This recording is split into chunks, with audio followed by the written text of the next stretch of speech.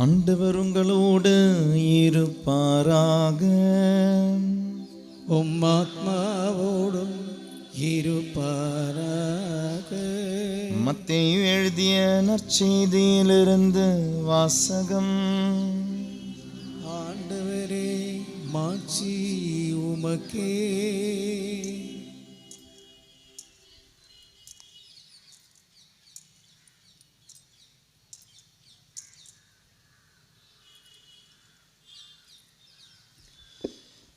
அக்காலத்தில் இயேசு தம் சீடரை நோக்கி கூறியது: மக்கள் பார்க்க வேண்டுமென்று அவர்கள் முன் உங்கள் அறச்செயல்களை செய்யாதீர்கள். இதை குறித்து நீங்கள் எச்சரிக்கையாயிருங்கள். இல்லையென்றால் உங்கள் விண்ணக தந்தையிடமிருந்து உங்களுக்கு கைமாறு கிடைக்காது. நீங்கள் தர்மம் செய்யும்போது உங்களை பற்றி தம்பட்டம் அடிக்காதீர்கள். வெளிவேடக்காரர் மக்கள் புகழ வேண்டுமென்று தொழுகை கூடங்களிலும் சந்துகளிலும் நின்று அவ்வாறு செய்வர்.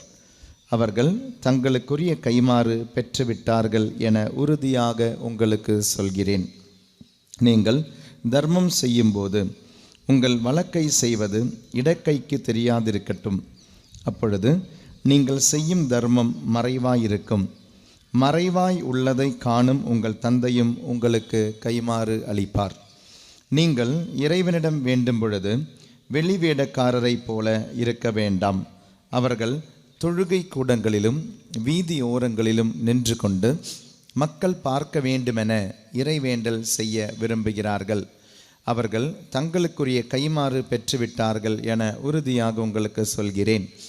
ஆனால் நீங்கள் இறைவனிடம் வேண்டும் பொழுது உங்கள் உள் அறைக்கு சென்று கதவை அடைத்து கொண்டு மறைவாய் உள்ள தந்தையை நோக்கி வேண்டுங்கள். மறைவாய் உள்ளதை காணும் உங்கள் தந்தையும் உங்களுக்கு கைமாறு அளிப்பார். மேலும் நீங்கள் நோன்பு இருக்கும்போது வெளிவேடக்காரரைப் போல முகவாட்டமாய் இருக்க வேண்டாம். தாங்கள் நோன்பு இருப்பதை மக்கள் பார்க்க வேண்டுமென்றே அவர்கள் தங்கள் முகங்களை விகாரப்படுத்திக் கொள்கிறார்கள். அவர்கள் தங்களுக்குரிய கைமாறு பெற்றுவிட்டார்கள் என உறுதியாக உங்களுக்கு சொல்கிறேன். நீங்கள் நோன்பு இருக்கும்போது உங்கள் தலையில் எண்ணெய் தேய்த்து முகத்தை கழுவுங்கள். அப்பொழுது நீங்கள் நோன்பு இருப்பது மனிதருக்கு தெரியாது.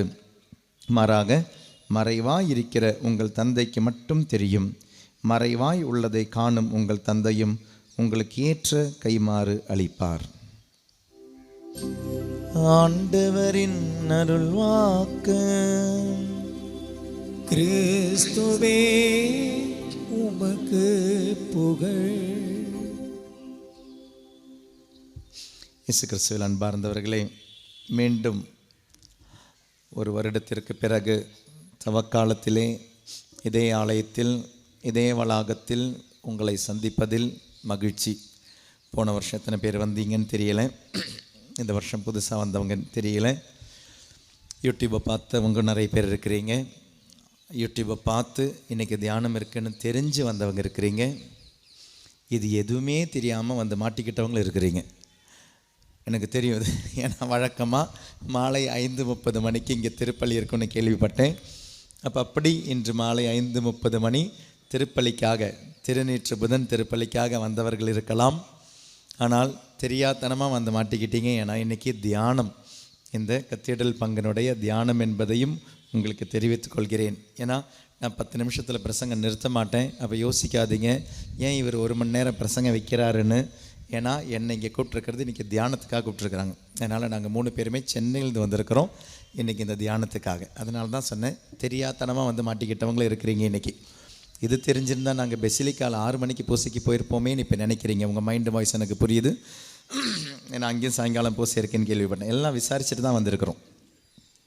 அதனால் அது ஏதோ ஆரம்பிச்சிட்டோம், தவக்காலத்தை ஆரம்பிச்சிட்டோம். தவ முயற்சியோடு ஆரம்பிப்போம். அதனுடைய முதல் தவமே என்னுடைய பிரசங்கமாகவே இருக்கட்டும், சரிங்களா? எப்படியும் ஒரு துன்பத்தினுடைய நாட்களில் அதை நினைவின் கொண்டு போகிறோம். இன்று இறைவன் ஆசீர்வதிக்கும் நாளாக. அதனால் தெரியாதனமாக நீங்கள் வந்து மாட்டலாம்.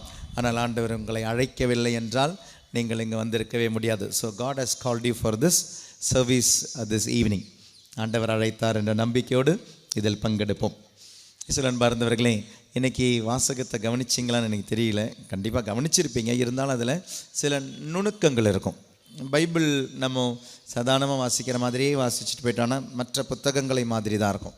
ஆனால் பைபிளுக்கு ஒரு அழகு இருக்குது. பைபிளை பற்றி எப்பவுமே பைபிள் சொல்கிறது என்னென்னா, நீங்கள் பைபிளை ஆய்ந்து அறிந்து படியுங்கள். You should make research of Bible. நீங்கள் எப்படி உங்களுடைய இன்றைக்கி நீங்கள் பிஹெச்டி எல்லாம் முடித்து ஏதாவது டிகிரி எல்லாம் ஹோல்டராக நீங்கள் ஏதாவது வேலை செய்கிறவங்களாக இருக்கலாம், இல்லை வேலை செய்து ரிட்டையர் ஆனவங்களாக இருக்கலாம். உலகத்தினுடைய படிப்பை நம்ம எவ்வளோ ஆய்ந்து தெரிந்து படிக்கிறோம் தெரியுமா? இப்போ மேத்தமேட்டிக்ஸ் அப்படி உட்காந்து எழுதி படிப்போம். சயின்ஸ் படிக்கிறவங்க, இல்லை கெமிஸ்ட்ரி சயின்ஸினுடைய டிபார்ட்மெண்ட்ஸ் படிக்கிறவங்க, இல்லை எந்த விஷயத்தை படித்தாலும், ஏன்னா அது உங்களுக்கு வேலை தருது, அந்த வேலை உங்களுக்கு சம்பளம் தருது, சம்பளம் உங்களை வாழ வைக்குது. So what do you do? Research பண்ணி படிக்கிறோம். மேக்ஸை ரிசர்ச் பண்ணி படிக்கிறோம், சயின்ஸை ரிசர்ச் பண்ணி படிக்கிறோம். ஆனால் நமக்கு நிலைவாழ்வின் புத்தகத்தை எவ்வளோ மாத்திரம் ரிசர்ச் பண்ணுறோம்? பைபிளை பற்றி சொல்லும்பொழுது நீங்கள் ஆய்ந்து தெரிந்து படியுங்கள் அப்படின்றது பைபிள். நம்ம நீங்கள் படிக்கும் பொழுது, பைபிளை வாசிக்கும் பொழுது சாதாரணமாக வாசிக்காதீங்க, பைபிளை ஆசைப்பட்டு படிங்க. பைபிளை ஆசைப்பட்டு படிங்க, அதில் ரொம்ப ஆழம் உண்டு. ஏனெனில் இதை எழுதியது மனிதர்கள் அல்ல, இதை எழுதியது தூய ஆவியானவர் என்பதால் அதனுடைய அர்த்தம் அவ்வளோ சாதாரணமாக புரியாது. இன்னைக்கு அவர் சொல்லிக் கொடுத்தா புரியும். So with all the humility, as a Holy Spirit to teach you the Bible. With all the humility, as a Holy Spirit, தூய ஆவியானவரே எனக்கு எதுவும் தெரியாது, எனக்கு சொல்லித்தாங்கன்னு நீங்கள் கேட்டிங்கன்னா கண்டிப்பாக உங்களுக்கு சொல்லி தருவார். இன்றைக்கி நற்செய்தி பகுதியில் 3 விஷயத்தை பற்றி சொல்கிறாங்க. மத்தேயு நற்செய்தியில் 3 விஷயத்தில் தான் ஆரம்பிக்கிறாங்க. பாருங்களேன், மத்தேயு நற்செய்தி எந்த அதிகாரம் வாசித்தாங்க? இல்லை வாசித்தேன், 6வது அதிகாரம். அந்த 6வது அதிகாரத்தில் 3 விஷயங்கள், அதாவது நம்மளுடைய 3 தூண்களை பற்றி, கிறிஸ்துவத்தினுடைய 3 தூண்களை பற்றி. 1 தர்மம், 2 இறைவேண்டல், 3 நோன்பிருத்தல். 1 தர்மம், 2 இறைவேண்டல் அதாவது ஜெபம், 3 நோன்பு அப்ஸ்டினன்ஸ். இந்த 3 விஷயங்களும் அது எப்படி தொடங்குதுன்னு பாருங்களேன். எப்படி மத்தேயு நற்செய்தியாளர் தொடங்குகிறார்? நீங்கள் தர்மம் செய்யும் போது, 5வது வசனம், நீங்கள் இறைவனிடம் வேண்டும் பொழுது. 16வது வசனம், நீங்கள் நோன்பு இருக்கும்போது. இவ்வளோ அழகாக இருக்குது பாருங்களேன். நீங்கள் தர்மம் செய்யும் போது, நீங்கள் ஜெபம் செய்யும் போது, நீங்கள் நோன்பு இருக்கும்போது. அதாவது 3மே நம்ம எப்பவுமே செய்ய வேண்டிய விஷயம். நீங்கள் தர்மம் செய்தால்னு இல்லை, நீங்கள் என்னைக்காவது ஜெபித்தால்னு இல்லை, நீங்கள் என்னைக்காவது நோன்பு இருந்தால்னு இல்லை. நம்ம செய்கிற விஷயத்தை நார்மலான விஷயம் சொல்கிறார். நீங்கள் தர்மம் செய்யும்போது, that means it is expected of a Christian that you do charity. நீங்கள் ஜெபம் செய்யும் பொழுது, so it is expected of a Christian that you pray always. நீங்கள் ஜெபம் செய்தால்னு சொல்லலை, நீங்கள் ஜெபம் செய்யும் போது. நீங்கள் நோன்பு இருந்தால்னு சொல்லலை, இஃப் அப்படின்னு இல்லை, நீங்கள் நோன்பு இருக்கும் பொழுது. அதாவது இது கிறிஸ்தவன்கிட்ட இருந்து எப்பொழுதுமே. ஏன் ஞாயிற்றுக்கிழமை மட்டும் திருப்பலிக்கு வரும்? கடன் திருப்பலி அப்படின்றதுனால வரும். ஏன் ஞாயிற்றுக்கிழமை மட்டும் ஓய்வு நாள்? ஏன் ஞாயிற்றுக்கிழமை மட்டும்தான் ஆண்டவருக்கு கொடுக்கணும், ஆண்டவர் பற்றி நினைக்கணும்? இல்லை, 7 நாளும் நினைக்கணும் ஆண்டவரை பற்றி, 7 நாளும் ஆண்டவருக்கு கொடுக்கணும். ஆனால் அதனுடைய நினைவாக ஒன்று. ஆண்டவர் தான் எல்லா இடத்துலையும் இருக்கிறாரே, அப்புறம் ஏன் கோயிலை கட்டி வச்சுருக்கிறோம்? எல்லா இடத்துலையும் ஆண்டவர் இருக்கிறார் இல்லையா, ஏன் கோயிலை கட்டி வச்சுருக்கிறோம்? எல்லா இடத்துலையும் இருக்கிற ஆண்டவருடைய நினைவு கோயில். எல்லா நாளும் ஆண்டவரை நினைக்கணுன்ற ஒரு நினைவு ஞாயிறு, ஓய்வு நாள். எப்பொழுதுமே நீங்கள் தர்மம் செய்ய வேண்டும் என்பதனுடைய நினைவு தவக்காலம். எப்பொழுதுமே நீங்கள் ஜெபிக்க வேண்டும் என்பதனுடைய ஒரு நினைவு தவக்காலம். எப்பொழுதுமே நீங்கள் நோன்பு இருக்க வேண்டும் என்பதனுடைய ஒரு நினைவு தவக்காலம். இப்போ தவக்காலம் என்பது இந்த 40 நாளில் தான் நீங்கள் தர்மம் செய்யணும், நீங்கள் ஜெபிக்கணும், நீங்கள் நோன்பு இருக்கணுன்ற அவசியம் அல்ல. 365 நாளும் நீங்கள் செய்யும் போது நீங்கள் எவ்வாறு செய்ய வேண்டும் என்பதை கற்றுக் கொடுப்பது தான் இது. ஆண்டவருக்கும் நமக்கும் இருக்கிற உறவின் ஆழம் இருந்தால் இந்த 3மே 365 நாளும் செய்வோம். தர்மம் செய்வதாக இருக்கலாம், ஜெபம் செய்வதாக இருக்கலாம், நோன்பு இருப்பதாக இருக்கலாம். It is a nature of a Christian to do the works of charity. இனி அந்த சேரிட்டி ஒர்க் சொல்லும்போது நமக்கு சாதாரணமாக நமக்கு ஒரு சிந்தனை இருக்குது. என்ன சிந்தனை தெரியுமா? சரி, நம்மெல்லாம் செய்கிறது, நம்மனா கிறிஸ்டியன் செய்கிறது எல்லாமே இப்போது வெளியே மக்களுக்கு தெரியலப்பா, தெரியாததுனால தான் வெளியே மக்களெல்லாம் இன்றைக்கி நம்மளை துன்புறுத்துகிறாங்கப்பா அப்படின்னும் இல்லையா? மற்ற மக்கள், மற்ற மதத்தில் இருப்பவர்களும், மற்ற மத நம்பிக்கையில் இருக்கிறவங்கெல்லாம் இன்றைக்கி கிறிஸ்தவங்களை மதிக்கிறதே இல்லைப்பா. அதனால் இப்போ என்ன தெரியுமா நம்ம செய்யணும், நம்ம செய்கிறதெல்லாம் நோட்டீஸ் போட்டு எல்லாருக்கும் சொல்லணும். நம்ம ஸ்கூலெல்லாம் எப்படி நடத்துகிறோம், நம்ம ஏழைகளுக்கு எப்படி உதவி செய்கிறோம், நமக்கு எவ்வளோ ஓல்டேஜ் ஹோம் இருக்குது, நமக்கு எவ்வளோ அந்த பசங்களுடைய காப்பகங்கள் இருக்குது, என்னெல்லாம் சேரிட்டி செய்கிறோன்றது இந்தியாவுக்கு தெரியட்டும். இந்தியாவுக்கு தெரியும் பொழுது இந்தியா நம்மளை மதிக்கும். ஆமாங்க, இந்தியாவுக்கு தெரிஞ்சால் இந்தியா மதிக்கும், ஆனால் ஆண்டவர் மதிக்க மாட்டார். ஆண்டவர் மதிக்க மாட்டார். கிறிஸ்தவத்தினுடைய அழகே நீங்கள் கிறிஸ்துவுக்காக செய்வது தான். கிறிஸ்தவத்தினுடைய அழகு மனிதர்க்கு வெளிப்படையாக செய்வது அல்ல. அதனால தான் வலது கை செய்வது இடது கை தெரியக்கூடாது. நீங்கள் தர்மம் செய்யும் பொழுது, நீங்கள் ஜெபிக்கும் பொழுது, நீங்கள் நோன்பு இருக்கும் பொழுது மற்றவங்க தெரியறதுக்காக கிடையாது. அதனால் எப்போவாவது நம்ம லிஸ்ட்டு போட்டுட்டோன்னு வச்சுக்கோங்களேன், ஆண்டவர் சொல்வார், உனக்கு கிடைக்க வேண்டிய பலன் கிடைச்சிடுச்சு. எங்கேருந்து கிடைச்சிருச்சு? நீ மனுஷங்கிட்ட எதிர்பார்த்த, மனுஷன் உனக்கு கொடுத்துடுவான். மனுஷங்கிட்ட எதிர்பார்த்த, கவர்மெண்ட்டுக்கிட்ட எதிர்பார்த்த, கவர்மெண்ட் உனக்கு கொடுத்துடும். ஆனால் கடவுள்கிட்ட எதிர்பார்த்தா சைலண்டாக செய்யுங்க, சைலண்டாக அதை முடிச்சிடுங்க. அது கிறிஸ்தவத்தினுடைய அழகு. இது மனுஷனுக்கு தெரிய வேண்டிய அவசியம் இல்லை. மனுஷன் உன்னை மதிக்கணுன்ற அவசியம் இல்லை. பிற மதத்தினர் உங்களை மதிக்கணும்னு சொல்லி, பிற மக்கள் உங்களை மதிக்கணும்னு சொல்லி, அரசாங்கம் உங்களை மதிக்கணும்னு சொல்லி கிறிஸ்தவர்களே, பங்குகளே, தியான மையங்களே லிஸ்ட்டு போடாதீங்க. நம்ம என்னெல்லாம் செய்கிறோன்றது மற்றவங்களுக்கு தெரியணும், தெரிய வேண்டாம். Praise the Lord. Hallelujah, hallelujah. இதாங்க கிறிஸ்தவம். கிறிஸ்தவத்தினுடைய இந்த அழகை நம்ம யோவான் நற்செய்தி பார்ப்போம். எனக்கு ஞாபகம் இருக்குது, போன வருஷம் உங்களுக்கு நான் கிளாஸ் எடுத்தது யோவான் நற்செய்தி தான் எடுத்தேன். அது 2வது அதிகாரத்துலேருந்து 6வது அதிகாரம் எடுத்தேன். எடுத்தீங்களா ஃபாதர் அப்படின்னு நீங்கள் கேட்பீங்க. நான் திரும்பவும் இன்றைக்கி அதை எடுத்தா நீங்கள் அப்படியே உட்காந்து கேட்டுக்கிட்டு இருப்பீங்கன்னு எனக்கு தெரியும். புதுசாக கேட்குற மாதிரி கேட்பீங்கன்னு எனக்கு தெரியும். எல்லா வருஷமும் ஒரு பிரசங்கமே சொன்னாலும் நம்ம கேட்டுக்கிட்டு இருப்போம். நீங்கள் ரொம்ப நல்ல மனுஷங்க, அதனால் நாங்கள் பிரசங்கம் வச்சுக்கிட்டே இருந்தால் நீங்கள் கேட்டுக்கிட்டே இருப்பீங்க. ஆனால் இதெல்லாமே உங்களுக்கு போன வருஷம் சொன்னது தான், போன வருஷம் ரெக்கார்ட் ஆகிருக்கிறது தான். இதெல்லாமே எல்லாரும் டிவைன் மர்சியோட யூடியூப் சேனல் இருக்குது. அதனால் நம்ம 2வது அதிகாரத்திலேருந்து 6வது அதிகாரம் வரை இன்றைக்கி பார்க்கல. அதுக்கப்புறம் 7லேருந்து 10வது அதிகாரம் வரை, உங்களுக்கு 11வது அதிகாரம் வரை ஆல்ரெடி நம்மளோட யூடியூப் சேனல் இருக்குது. பார்த்தவங்க நிறைய பேர் இருப்பீங்க. So I don't want to repeat it. ஏன்னா 8வது அதிகாரம் 9வது அதிகாரம் லண்டனில் நடந்த ஸ்லோவில் நடந்ததனுடைய பதிவில் இருக்குது. 11வது அதிகாரம் எல்லாவூரில் எல்லாவூரில் இல்லை, இங்கே சேலையூர் பக்கம் மேலக்கோட்டையூரில் டாக் கொடுத்தது, அதுவும் இருக்குது. ஸோ யோவான் 1வது அதிகாரத்துலேருந்து 11வது அதிகாரம் வரை ஆல்ரெடி யூடியூப் சேனல் இருக்குது. அதனால் நான் 12வது அதிகாரத்தில் போய் கனெக்ஷனோட 11வது அதிகாரத்துக்கு வரும். யோவான் 12வது அதிகாரம் உங்களுடைய தவக்காலத்திற்கு மிகவும் மிகவும் உதவியாக இருக்கும். யோவான் 12வது அதிகாரம் 20வது வசனத்திலிருந்து வாசிக்கிறேன், கேளுங்க. வழிபாட்டுக்காக திருவிழாவுக்கு வந்தோருள் கிரேக்கர் சிலரும் இருந்தனர். இவர்கள் கலிலேயாவில் உள்ள பெத்சைதா ஊரை சேர்ந்த பிலிப்பிவிடம் வந்து, ஐயா, இயேசுவை காண விரும்புகிறோம் என்று கேட்டுக்கொண்டார்கள். பிலிப்பு அந்திரேயாவிடம் வந்து அது பற்றி சொன்னார். அந்திரேயாவும் பிலிப்பும் இயேசுவிடம் சென்று அதை தெரிவித்தனர். இயேசு அவர்களை பார்த்து, மானிட மகன் மாட்சி பெற வேண்டிய நேரம் வந்துவிட்டது.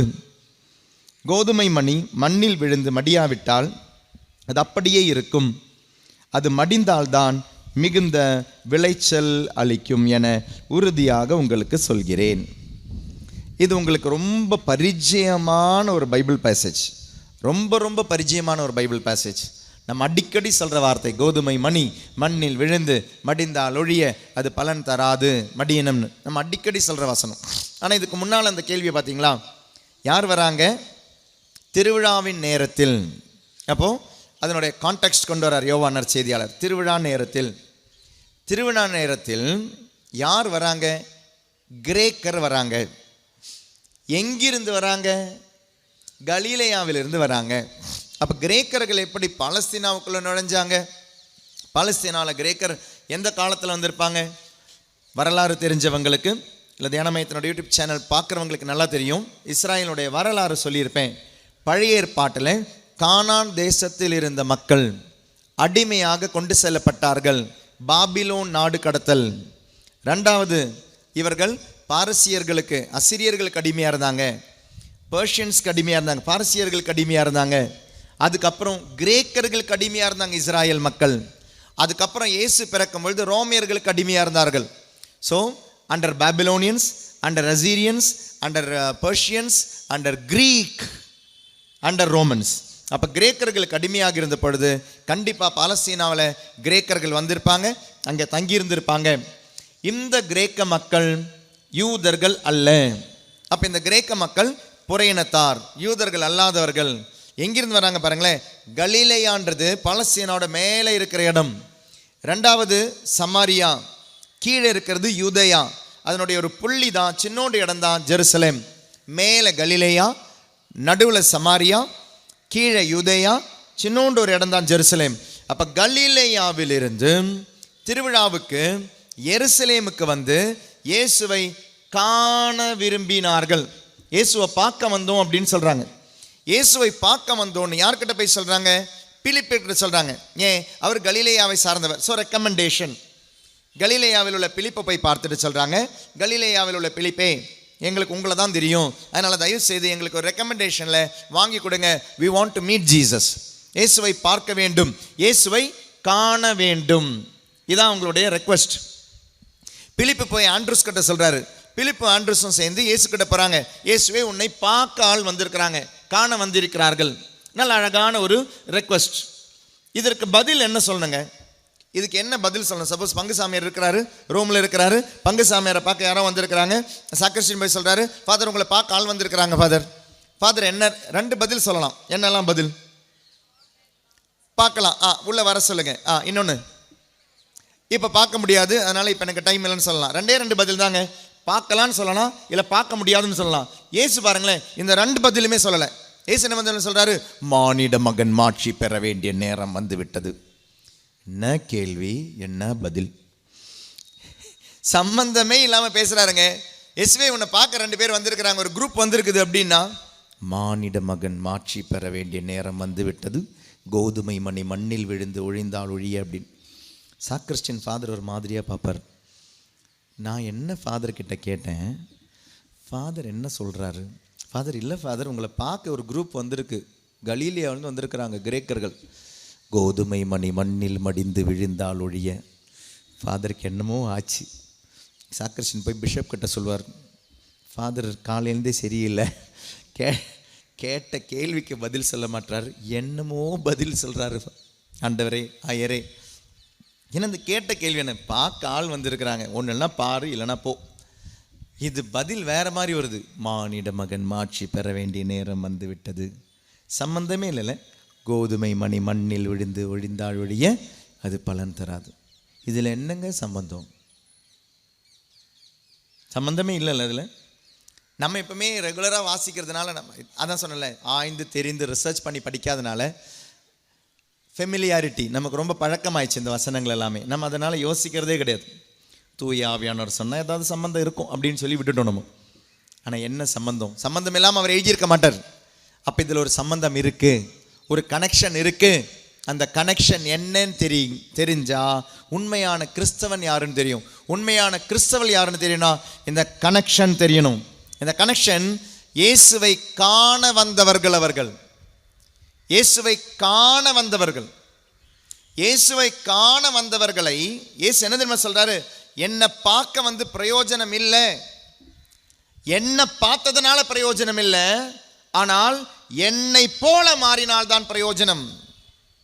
என்னை பார்க்க வந்து பிரயோஜனம் இல்லை, என்னை போல மாற வேண்டும். நான் யார் தெரியுமா? கோதுமை மணியாக மண்ணில் விழுந்து அழிந்து மடிய வந்தவன். என்னுடைய மாட்சி பாருங்களேன், அந்த ரெண்டு சென்டென்ஸை பாருங்க. மானிட மகன் மாட்சி பெற வேண்டிய நேரம் வந்து விட்டது. எப்படி? மலை மேலே கொண்டு போய் தூக்கி வச்சுட்டு அடுத்த சென்டென்ஸ் பாருங்களேன், கோதுமை மணி மண்ணில் விழுந்து மடிந்தால் ஒழிய.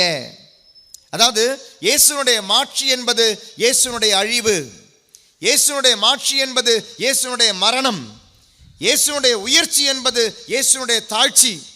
Today we start the day of ash and we will end this season in the day of Alleluia. ஆஷ்ல ஆரம்பிச்சு அல்லேலூயால முடியறதுங்க தவக்காலம். அதுதாங்க கிறிஸ்தவ வாழ்க்கை. மண்ணில் விழுந்து அடிந்து ஒழிந்து உயர்ப்பது தான் கிறிஸ்தவ வாழ்க்கை. From ashes to Alleluia. உயிர்ப்பு அல்லேலூயா என்றால் நாம் அதை தொடங்குவது விபூதியிலிருந்து தொடங்கி விடுதலைக்கு போறதுதான் தவக்காலம். விபூதியிலிருந்து தொடங்கி விடுதலைக்கு போவதுதான் நம்மளுடைய கிறிஸ்தவ வாழ்க்கை. ஆஷிலிருந்து அல்லேலியாவுக்கு போறது, மடிதலிலிருந்து உயிர்ப்புக்கு போறது. மாட்சி என்பது என்னுடைய அழுகை அப்படின்றார். நான் அழிந்து மண்ணில் விழுந்து அழிய ஒழிய வந்தவன், அதுதான் என்னுடைய மாட்சி. என்னை காண வந்து பிரயோஜனம் கிடையாது, என்னை பார்க்க வந்து பிரயோஜனம் கிடையாது. சில டைம் நம்ம திருப்பலிக்கு ஞாயிற்றுக்கிழமை எங்கே போறீங்கன்னு கேட்பாங்க. ஞாயிற்றுக்கிழமை எங்கே போறீங்க? கோயிலுக்கு போறோம். எதுக்கு போறீங்க? பூசை பார்க்க போறோம் இல்ல, பூசை பார்த்துட்டு வரேன், பூசை பார்த்துட்டு வரேன். நம்ம எல்லாம் பூசை பார்க்க போறோம். எங்க போறீங்க? வேளாங்கண்ணிக்கு. மாதாவை பார்த்துட்டு வரேன். மாதாவை பார்க்க போறோம், பூசை பார்க்க போறோம். நம்மளுடைய அந்த வார்த்தை பாருங்களேன், பார்க்க போறோம், காண செல்கின்றோம். இயேசுவை காண வந்தவர்கள்கிட்ட இயேசு சொல்றாரு, என்னை கண்டு பிரயோஜனம் இல்லை. உங்களுக்கு ஒரு பிரயோஜனம் வரணும்னா நீங்கள் மண்ணில் விழுந்து மடிந்து அழிந்து ஒழிய வேண்டும், அப்பொழுது மாட்சி பெறுவீர்கள். என்னை கண்டு பிரயோஜனம் இல்லை, என்னை காண வராதீர்கள். இன்னைக்கு நம்மளுடைய கிறிஸ்துவ வாழ்க்கை என்ன தெரியுமா, எப்படி தெரியுமா இருக்கு? நாம் இயேசுவை காண வரும் பக்தர்களா இருக்கிறோம். மாதாவுக்கு கொண்டு வந்து மாலை போடுவோம். ஆனால் நம்மளுடைய கழுத்தில் ஒரு டாலர் இருக்காது, நம்மளுடைய கழுத்தில் ஒரு ஜபமாலை இருக்காது, நம்மளுடைய கழுத்தில் ஒரு உத்திரியம் இருக்காது, மாதாவினுடைய குண நலன்கள் இருக்காது, அன்னை மரியாளுடைய ஒரு பேச்சு இருக்காது, தாழ்ச்சி இருக்காது. ஒரு வசனம் பைபிளில் மாதா சொன்ன ஒரு வசனம் நமக்கு தெரியாது, மாதாவை பற்றி சொன்ன ஒரு வசனம் நமக்கு தெரியாது. என்னைக்கோ எங்கேயோ ஒரு வெளிநாட்டில் நினைக்கிறேன், ஒரு வாட்ஸ்அப்பில் பார்த்தது டப்புன்னு ஞாபகம் வருது. ஏதோ ஒரு சூப்பர் மார்க்கெட்டில் ஒவ்வொருத்தரும் இந்த வண்டியை தள்ளிக்கிட்டு என்னென்ன பொருள் எடுத்துக்கிட்டே இருக்காங்க. அப்போ அவங்களை இன்டர்வியூ எடுத்துக்கிட்டு இருக்கிறார் ஒருத்தர். இன்டர்வியூ எடுக்கும் பொழுது, can you say some 10 Bible verses அப்படின்றார். Can you say some 10 Bible verses. அது கேட்ட உடனே, ஓ 10ஆ, எனக்கு ஒன்று கூட பைபிள் தெரியாது, even 1 Bible verse I do not know அப்படின்றாங்க. ஒரு பைபிள் வேர்ஸ் கூட தெரியாது. அந்த இன்டர்வியூ எடுக்கிறவர் பலர்கிட்டே போறாருங்க, ஆனால் எல்லாருமே சொல்றாங்க தெரியாது தெரியாது தெரியாது. கடைசியில் அந்த இன்டர்வியூ எடுக்கிறவர் கேட்பாரு, அவர் ஃபாதர் ஜெபம் தெரியுமா? அது தெரியும். அது சொல்லுங்க. சொன்னாங்க. இது எங்கிருந்து தெரியுமா? அது பைபிள் வசனம்னு தெரியல. ஹேல்மேரி என்ற ஜெபம் தெரியுமா? தெரியும். சொல்லுங்க. அது தெரியும். சொன்னாங்க. இது பைபிள்னு தெரியல, பைபிள் வசனம்னு தெரியல. இயேசுவின் பாருங்களே, அன்னை மரியாளை குறித்த பைபிள் வசனமோ அன்னை மரியாள் சொன்ன பைபிள் வசனங்களோ நமக்கு தெரியல. Price the Lord. ஆனால் மாதாவை பார்க்க வந்தோம். நான் வளர்ந்தது எல்லாமே சென்னையில் பெரம்பூர் அப்படின்ற ஒரு இடம். பெரம்பூரில் ஆல் லேடி ஆஃப் லூட்ஷைன் மாதா கோயிலில் தான் நானும் வளர்ந்தேன். என்னுடைய படிப்பு, என்னுடைய ஃபர்ஸ்ட் ஹோலி கம்யூனியன், செமினாரி வர நான் ஆல் லேடி ஆஃப் லூட்ஷைனில் தான் இருந்தேன். அந்த ஆல் லேடி ஆஃப் லூட்ஷைனில் ஒரு வாட்டி ஒரு அதிசயம் நடந்தது. அந்த அதிசயம் என்ன அப்படின்னா, அங்கேயும் எங்களுக்கு ஒரு கெபி இருக்குது. உங்களுக்கு கெபி இருக்கா? அது உங்களுக்கு இங்கே ஒரு கெபி இருக்கிற மாதிரி அங்கே லூர்து மாதா கோயிலையும் ஒரு கெபி இருக்குது. அன்னைக்கு ஒரு நாள் நான் ஃபாதர்லாம் ஆகிட்டேன், நான் எலாவூரில் இருக்கும்பொழுது தான் ஒரு நாள் ஒரு வாட்ஸ்அப்பில் ஒரு வீடியோ மெசேஜ். அது அந்த வீடியோ மெசேஜ் யாருன்னா, யாரோ ஒருத்ததோ இப்படி அந்த கெபியில் மாதாவை வீடியோ எடுத்துருக்குறாங்க. அந்த கெபியில் மாதாவை வீடியோ எடுக்கும் பொழுது அது ஏன் எடுத்தாங்கன்னா, மாதாவினுடைய கண்ணு, மாதா மூடுறாங்க திறக்கிறாங்க, மூடுறாங்க. எது? சொரூபம். மாதாவினுடைய சொரூபம். கண்ணை மூடுறோம் திறக்கிறாங்க, மூடுறாங்க திறக்கிறாங்க, மூடுறாங்க திறக்கிறாங்க.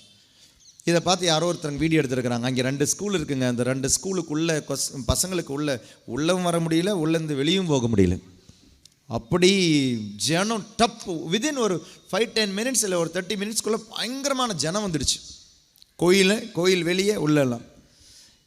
எதுக்காக வந்தாங்க? பார்க்க வந்தாங்க. பார்க்க வந்தாங்க. பார்த்த ஜனம் இப்போ எங்கே போனாங்க? எங்கேயோ போயிட்டாங்க, கலைஞ்சு போயிட்டாங்க. அற்புதங்களை, அதிசயங்களை, அடையாளங்களை பார்க்க வந்தவர்கள், காண வந்தவர்கள். இயேசு சொன்னாரு, கிறிஸ்தவம் என்பது காண வந்த பக்தர்களுடைய சமூகம் அல்ல, மாறாக கிறிஸ்தவம் என்பது அழிய வரும் ஆராதனையின் சமூகம். It is not the place for pious people, it is a place of worshippers.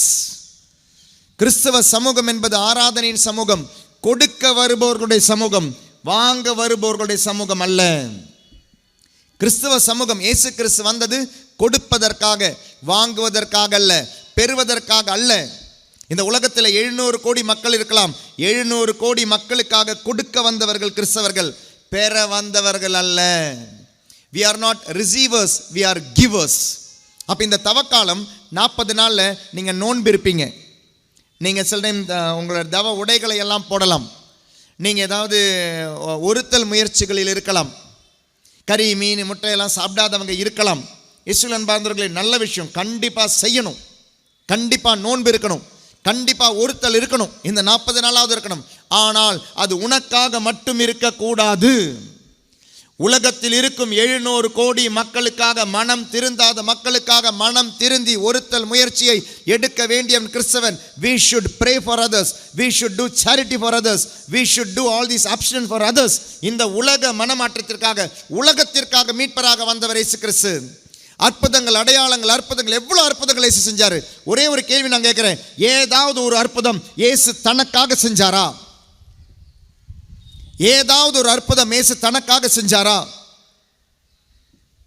5 அப்பத்தை 5000 பேருக்கு மேல கொடுக்கிறவருங்க இயேசு கிறிஸ்து. 5 அப்பத்தை 5000 பேருக்கு மேல கொடுத்தார் இயேசு கிறிஸ்து. ஆனால் 40 நாள் உபவாசம் இருந்து பசியா இருந்த பொழுது அப்பா தருவாருன்னு காத்திருந்தாரு. பிசாசு வந்து சொல்லிச்சு, கல்லை அப்பமா மாத்தி சாப்பிடு, உனக்கு வல்லமை இருக்கு, திறமை இருக்கு. கல்லை அப்பமா மாத்தி சாப்பிட திறமை இயேசுவுக்கு இருந்தும் இயேசு அந்த அற்புதத்தை செய்யவில்லை. ஏனெனில் அந்த அற்புதம் தனக்கான அற்புதம்.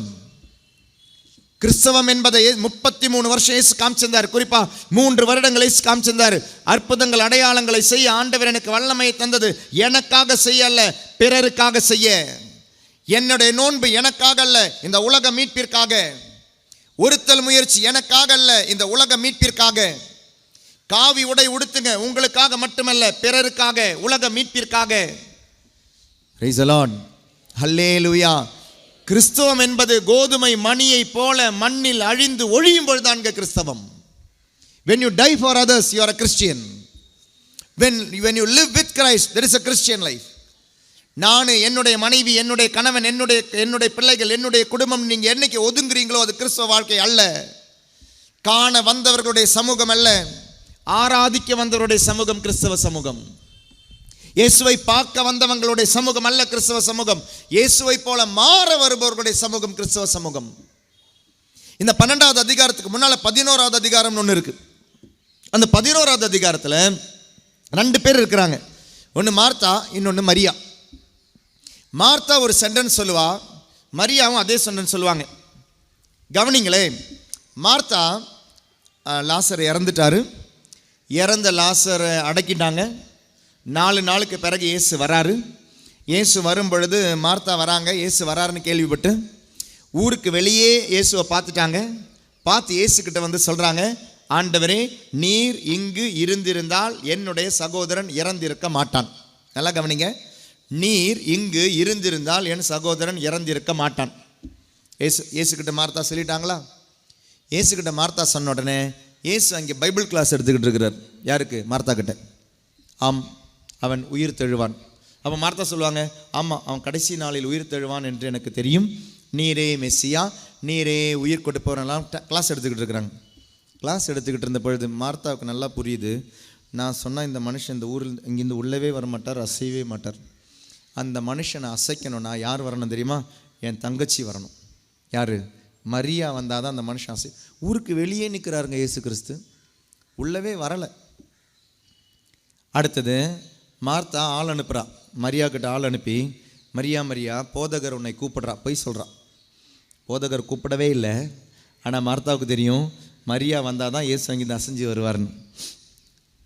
இயேசுக்கிட்ட இயேசு உன்னை கூப்பிட்றான்னு சொல்லிட்டு ஆள் அனுப்பி, மரியா, ஐயோ இயேசு கூப்பிட்றாருன்னு சொல்லி மரியா ஓடி போவாங்க. ஓடி போய் இதே சென்டென்ஸ் தாங்க சொல்லுவாங்க. வாசி பாருங்க, 11வது அதிகாரம் 21வது வசனமும் 11வது அதிகாரம் 32வது திருவசனமும். ஜான் 11:21. மார்த்தா இயேசுவை நோக்கி, ஆண்டவரே, நீர் இங்கே இருந்திருந்தால் என் சகோதரன் இறந்திருக்க மாட்டான். சரியா?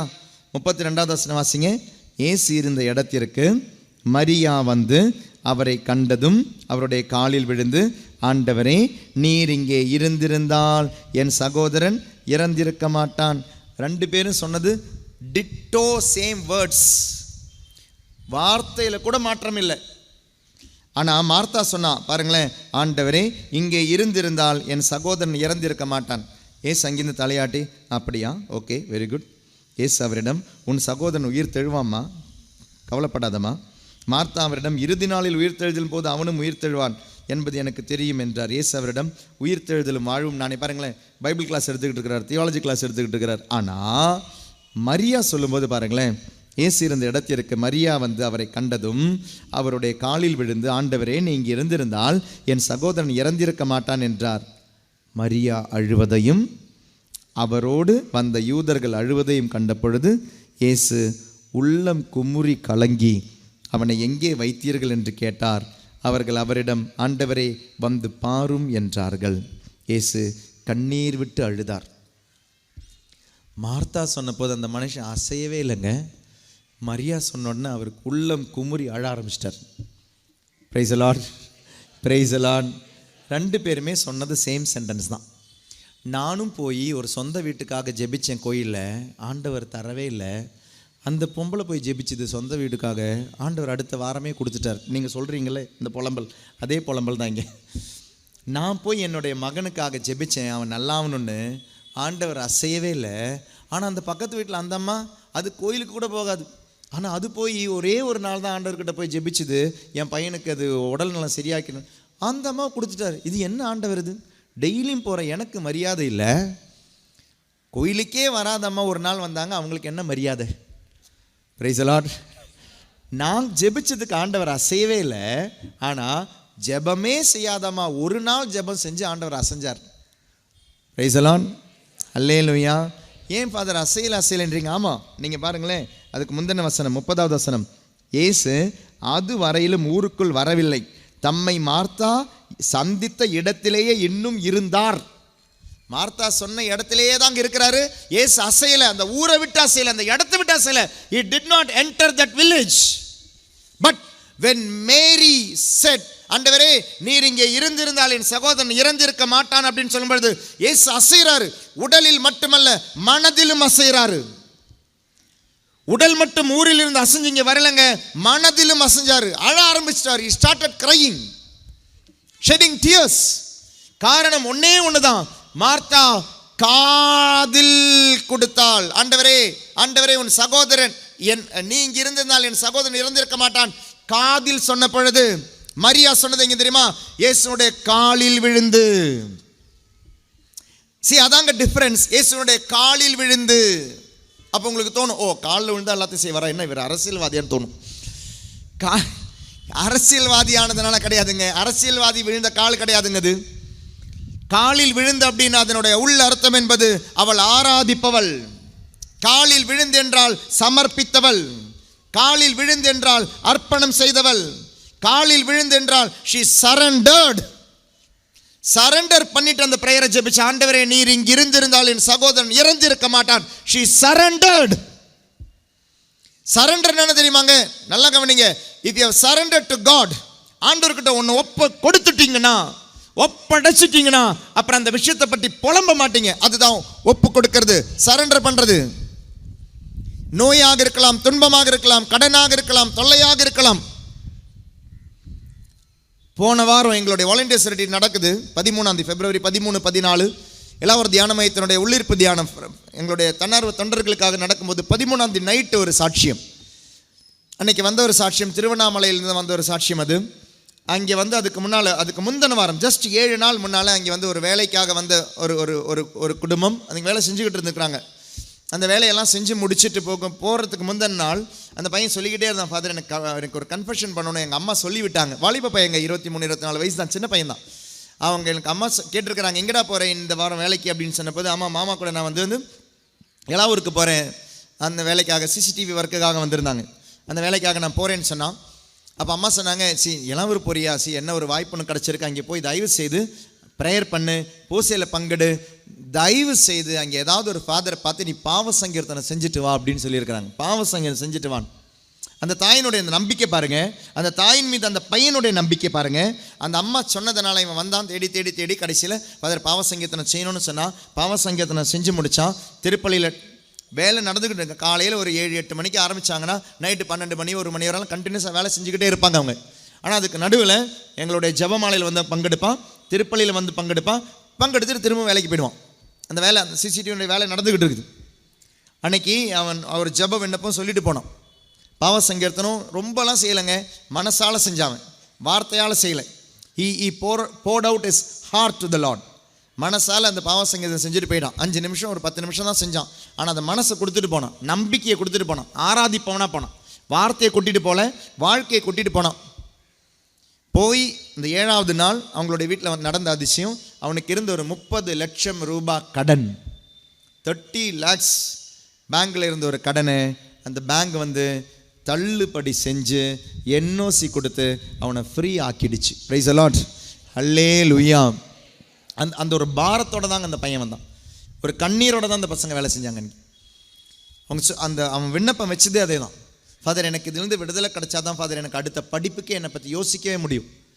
அடுத்த படிப்புக்கு இவனுக்கு போக முடியாத வரை இவனுடைய அந்த அந்த அந்த லோன் வந்து தடையாக நிற்குது. அந்த பேங்க் வந்து அவங்களாவே கூப்பிட்டு அந்த லோனை 30 lakhs லோனை தள்ளுபடி செஞ்சு என்ஓசியும் கொடுத்துருச்சு. இப்போ அவனுக்கு 2 வாய்ப்புகள், வெளிநாட்டில் போகிறதுக்கான படிப்பினுடைய வாய்ப்பு கிடச்சிருக்கு. இஸ்ரவேல் அன்பார்ந்தவர்களே, இதாங்க ஆராதிப்பவன். ஆராதிப்பவன் அப்படின்றவன் ஒரு தடவை சொல்லிட்டா ஆண்டவர்கிட்ட புலம்பல் கிடையாது. அப்புறம் சப்போஸ் உங்களுடைய நான் ஒரு எக்ஸாம்பிள், பசங்க யாருமே இல்லையே, எல்லாமே எக்ஸாமுக்கெல்லாம் படிச்சுக்கிட்டு இருக்கிறாங்களோ, குட்டி பசங்க யாருமே இல்லை, போட்டோம் சரி, அதனால் உங்களை குட்டி பொண்ணாக நினச்சிக்கிறேன் நான். உங்களுடைய அப்பா தமிழ்நாடுடைய சீஃப், நீங்கள் பாண்டிச்சேரியா, சரி, பாண்டிச்சேரியினுடைய சீஃப் மினிஸ்டர் உங்களுடைய அப்பா, ஃபார் எக்ஸாம்பிள் வச்சுக்கோங்க. அப்போ பாண்டிச்சேரியில் நடமாடுறதுக்கு உங்களுக்கு பயம் இருக்குமா இருக்காதா? இருக்காது. ஏன் இருக்காது? ஏன்னா நான் பாண்டிச்சேரி சிஎம்னுடைய மகள், எனக்கு பயமே கிடையாது. சப்போஸ் நீங்கள் இந்திய பிரதமருடைய மகள்னு வச்சுக்கோங்க, உங்கள் அப்பா தான் இந்தியாவினுடைய பிரைம் மினிஸ்டர்.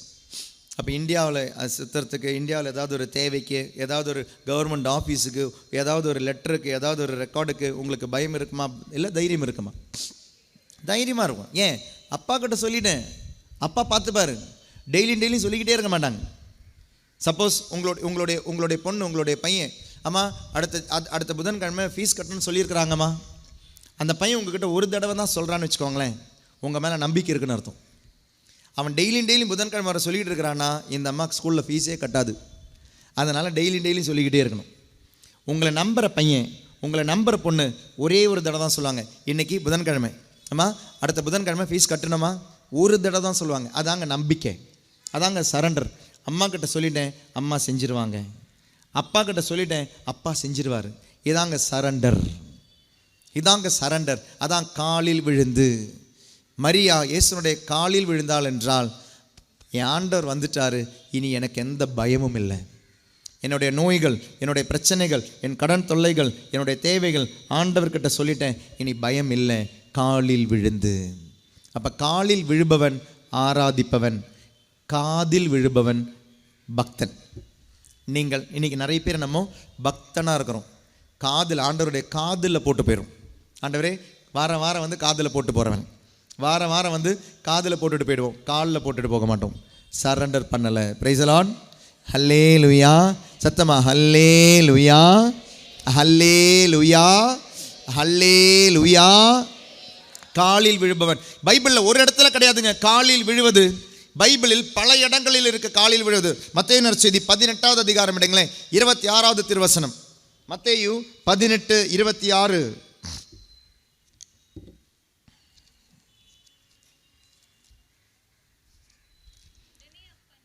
உடனே அப்பணியால் அவர் காலில் விழுந்து, அதனுடைய சூழ்நிலை உங்களுக்கு தெரியும். ஒரு அரசன் கிட்ட கடன் பட்டிருக்கிறவன், ஒரு எக்ஸாம்பிள் வச்சுக்கோங்களேன், ஒரு 10 லட்சம் ரூபாய் கடன் பட்டிருக்கிறான். 10 லட்சம் ரூபாய் கடன் பட்டிருக்கிறான். அந்த 10 லட்சம் கடன் பட்டவன் அரசனுடைய காலில் விழுந்து சொல்றான், அரசனே எனக்கு நான் காசு கிடைக்கும் போது நான் தந்திரன் சொல்லும்போது அரசன் சொல்வாரு, அரசன் அவன் மீது பரிவு கொண்டு அவனுடைய எல்லா கடன்களையும் மன்னித்து விட்டார். அதாவது அதனுடைய ஹெட்டிங் பாருங்க, மன்னிக்க மறந்த பணியாளனின் ஊமை. நீங்கள் செய்கிற எல்லா பாவங்களுடைய தண்டனை ஏற்று வாங்கி ஆண்டவர் சொல்றாரு, 10 லட்சம் எனக்கு கடன் கொடுக்க வேண்டியிருக்கு. நீ எப்ப காலில் விழுந்தாயோ, நீ எப்போ மரியாவை போல ஆராதிக்க ஆரம்பித்தாயோ, எப்பொழுது கோதுமை மணியை போல நீ மண்ணில் அழிய முடிவு எடுத்தாயோ, that moment I forgive all your sins, I forgive all your debts. நீ எனக்கு கொடுக்க வேண்டியதை நான் உனக்கு மன்னிக்கிறேன், நான் மறந்து விடுகிறேன். காலில் விழுந்து. இரண்டாவது பாருங்க, மார்க் நற்செய்தி 5வது அதிகாரம் 22வது திருவசனம். மார்க் 5:22. அந்த சூழ்நிலை என்ன? தொழுகை கூட தலைவருள் ஒருவரான யாயிர் என்பவர் வந்து அவரை கண்டு அவரது காலில் விழுந்து. 12 வயசான பொண்ணு சாக கிடக்கிறாள். சாக கிடக்கும் பொழுது இயேசு கிறிஸ்து கிட்ட வரார் ஒருத்தர். நீங்க யாராவது போவீங்களா? உங்களுடைய பையன் ஐசியூல இருக்கிறான், உங்க பொண்ணு ஐசியூல இருக்கு, உயிருக்கு துடிச்சுக்கிட்டு இருக்கு, நம்ம கோயிலுக்கு வருவோமா? இல்ல, ஸ்பெஷலிஸ்ட் கிட்ட போவோம், தி பெஸ்ட் டாக்டர் கிட்ட போவோம், பெஸ்ட் மெடிசன் கிட்ட போவோம். எல்லாரும் கைவிடும் பொழுது நம்ம ஆண்டவர் கிட்ட வருவோம். இவன் வந்தான், வந்து காலில் விழுந்து. அவனுக்கு நல்லா தெரியும், see when you become very weak you will see God is very strong. When you become very weak, அதுவரை நமக்கு பணம் இருக்கு, பதவிகள் இருக்கு, செல்வாக்கு இருக்கு, இந்த டாக்டர் தெரியும், அந்த டாக்டர் தெரியும், இவங்களை தெரியும், அவங்கள தெரியும், இவங்களை பிடிச்சு நான் செஞ்சிருவேன், அவங்கள பிடிச்சு நான் செஞ்சிருவேன், இவங்க வழியா இதை செஞ்சிருவேன். வெயிட் பண்ணி பலர் வழியா போய் எங்கேயுமே முடியாத போது when you become weak you see the strength of God. வாழ்க்கையில பல இடங்களில் சோர்ந்து துன்பத்தில் ரொம்ப முடியாது இருக்கும்போது தாங்க கோயிலில் வந்து நீங்க பாரத்தோட ஜெபிப்பீங்க. எல்லாம் டிவைன் மசி தியான மையத்திற்காக ஒரு கட்டிடத்துக்காக ரொம்ப காலமாக ஜெபிச்சுக்கிட்டு இருக்கிறோம். ஏறக்குறைய 2 வருஷமா ஜெபம் மட்டும் கிடையாது, அதற்காக முயற்சியும் எடுத்துக்கிட்டு இருக்கிறோம். ஆனால் சில டைம் அதனுடைய ஒரு உச்ச கட்டம் போகும். ஏன்னா இந்த ஒரு 8 மாசமா நாங்கள் ஒரு பேப்பருக்காக அலைஞ்சிக்கிட்டு இருக்கிறோம். எல்லா பேப்பரும் கிடைச்சிடுச்சு, ஒரு பேப்பர் இன்னும் கிடைக்கல. அதனால இன்னும் டிடிசிபியில் கொடுக்க முடியல, பிளானிங் கமிஷனில் கொடுக்க முடியல. கொடுத்தா தான் அப்ரூவல் கிடைக்கும். ஒரு பேப்பருக்காக 8 மாதம் அலைஞ்சிக்கிட்டு இருக்கிறோம், ஒரு பேப்பருக்காக. அதுவும் இத்தனைக்கும் அந்த பேப்பர் நாங்கள் செய்ய வேண்டியது இல்லை, கவர்மெண்ட் செய்ய வேண்டிய வேலையை கவர்மெண்ட் செய்யாததுனால அந்த ஒரு பேப்பருக்காக இன்னைக்கு அலைஞ்சிக்கிட்டு இருக்கிறோம். ஒரு பேப்பருக்காக எத்தனையோ பேர் இதுக்கு நடுவில் வந்தாங்க. அவங்க வழியாக ஹெல்ப் பண்ணுறேன், இவங்க வழியாக ஹெல்ப் பண்ணுறேன். சில டைம் இது என்னவாகும் தெரியுமா? ஒரு நாள்னா பரவாயில்லைங்க, ஒரு வாரம்னா பரவாயில்லைங்க, ஒரு மாதம்னா பரவாயில்ல, 8 மாதமா ஒரு பேப்பருக்காக. அப்போ ஏதாவது இளவூரில் ஏதாவது அங்கே ரிப்பேர் வரும், இங்கே பேப்பர் அந்த பைப் ரிப்பேர் வரும், கரண்ட் ரிப்பேர் வரும், அந்த ரிப்பேர் வரும்போதெல்லாம் இந்த ரிப்பேர் வரும்போது ஃபஸ்ட்டு என்ன தெரியுமா வரும்? என்னைக்கோ அது பெர்மிஷன் கிடச்சி ஆரம்பிக்க வேண்டிய பில்டிங், தியான மையத்தினுடைய கட்டிடம், என்னைக்கு ஆரம்பிச்சிருக்க வேண்டிய கோயில், என்னைக்கு ஆரம்பிச்சிருக்க வேண்டியது, அந்த ஒரு நபர் கவர்மெண்ட் ஒரு ஆஃபீஸர் செய்யாதனால இப்படியே தள்ளி போகுதே. 8 மாதம் யோசிச்சு பாருங்க. அப்போ சில டைம் என்ன தெரியுமா போகும்? அந்த 8 மாதம் எல்லா மனுஷரும் கைவிடும்பொழுது ஒரு பாரத்தோட. ஒரு நாள் சூசையப்பர் கிட்ட போன போது, புனித சூசையப்பர் கிட்ட போன பொழுது, நான் எப்பவுமே ஜெபிச்சுட்டு போகிற ஒரு பழக்கம் இருக்குது எனக்கு. நைட்டு போகும்பொழுது எங்களுக்கு மாதானுடைய சுரூபம் இருக்குது, அங்கே ஒரு 3 ஹேல் மாரி சொல்லுவேன். அடுத்து சூசையப்பர் கிட்ட வருவேன், அங்கே ஒரு 3 ஹேல் மாரி சொல்லுவேன். அடுத்து வேளாங்கண்ணி மாதா இருக்காங்க, அங்கே ஒரு 3 ஹேல் மாரி சொல்லி எல்லாருக்கும் ஒரு குட் நைட் சொல்லி தான் போவேன். ஆனால் ஒரு நாள் உண்மையாகவே ஒரு பாரத்தோடு ஜெபிச்சேன். சூசையப்பரே, இவ்வளோ நாள் ஜெபிச்சுக்கிட்டு இருக்கிறேனே, ஒரு பாரம். அது வேறு சாதாரணமாக பில்டிங் வேலையை நீங்கள் பார்த்துக்கோங்க, பில்டிங் வேலைங்க இப்படி சொல்லிட்டு தான் போவேன். ஆனால் அன்றைக்கி ஒரு பாரத்தோடு தான் ஜெபிச்சேன். பயங்கரமான ஒரு பாரம். 8 மாதமாக நாங்கள் ஒரு 2 பேப்பருக்காக அலையிறோம், என்ஓசி ஃப்ரம் கலெக்டரும் இன்னொன்றும். அது சொல்லிட்டு போயிட்டோம். அடுத்த நாள் எங்களுக்கு கேரளாவுக்கு போக வேண்டியிருந்தது, எங்களுடைய ரெட்ரீட்டுக்காக, என்னுடைய ரெட்ரீட்டுக்காக, அந்த ஃபாதர்ஸ்க்குனுடைய ரெட்ரீட் இருக்குல்ல. ஸோ 1 வீக் நாங்கள் போய் பங்கெடுக்கிறதுக்காக போயிட்டு ரெட்ரீட் முடிச்சுட்டு வெள்ளிக்கிழமை நான் வரும்பொழுது எங்களுடைய சுப்பீரியர் கூப்பிட்டு சொல்கிறாங்க, நானும் ஃபாதர் தான் ரெட்ரீட்டுக்கு போயிருந்தோம். அப்போ போயிட்டு வரும்பொழுது வெள்ளிக்கிழமை நாங்கள் ட்ரெயினில், ஸோ ஃபாதர் அதுக்கு சாட்சி தான், ட்ரெயினில் ஃபாதர் சொல்கிறார், கலெக்டர் ஆஃபீஸில் ஏதோ ஒரு பேப்பர் வந்திருக்கு அப்படின்னார். ஃபாதர் பிரித்து படிங்க அப்படின்னு பார்த்துப்போ ஃபாதர் பிரித்து படுத்துட்டு அதனுடைய ஃபோட்டோ அனுப்புகிறாரு. என்ஓசி ஃப்ரம் கலெக்டர் கிடச்சிடுச்சு ஃபாதர் அப்படின்னு. கலெக்டரோட என்ஓசி கிடச்சிருச்சு. Praise Lord. அவ்வளோ ஈஸியாக கிடைக்காதுங்க. நம்ம யாரையும் போய் பார்க்கல, எந்த பணமோ எதுவோ லஞ்சமோ எதுவுமே கொடுக்கல, அதுவாக போஸ்ட்டில் வந்து கிடக்குது என்ஓசி ஃப்ரம் கலெக்டர். பாருங்கள், ஒரு பாரம். 7 மாதமாக ஜெபிச்சுட்டே இருந்தேன், ஆனால் அது கிடைக்கவே மாட்டேங்குது. கடைசியில் பாருங்களேன், ஐ எம் பிகமிங் வீக். அப்போது கடைசியில் ஆண்டவரே நீர் மட்டுமே வழி.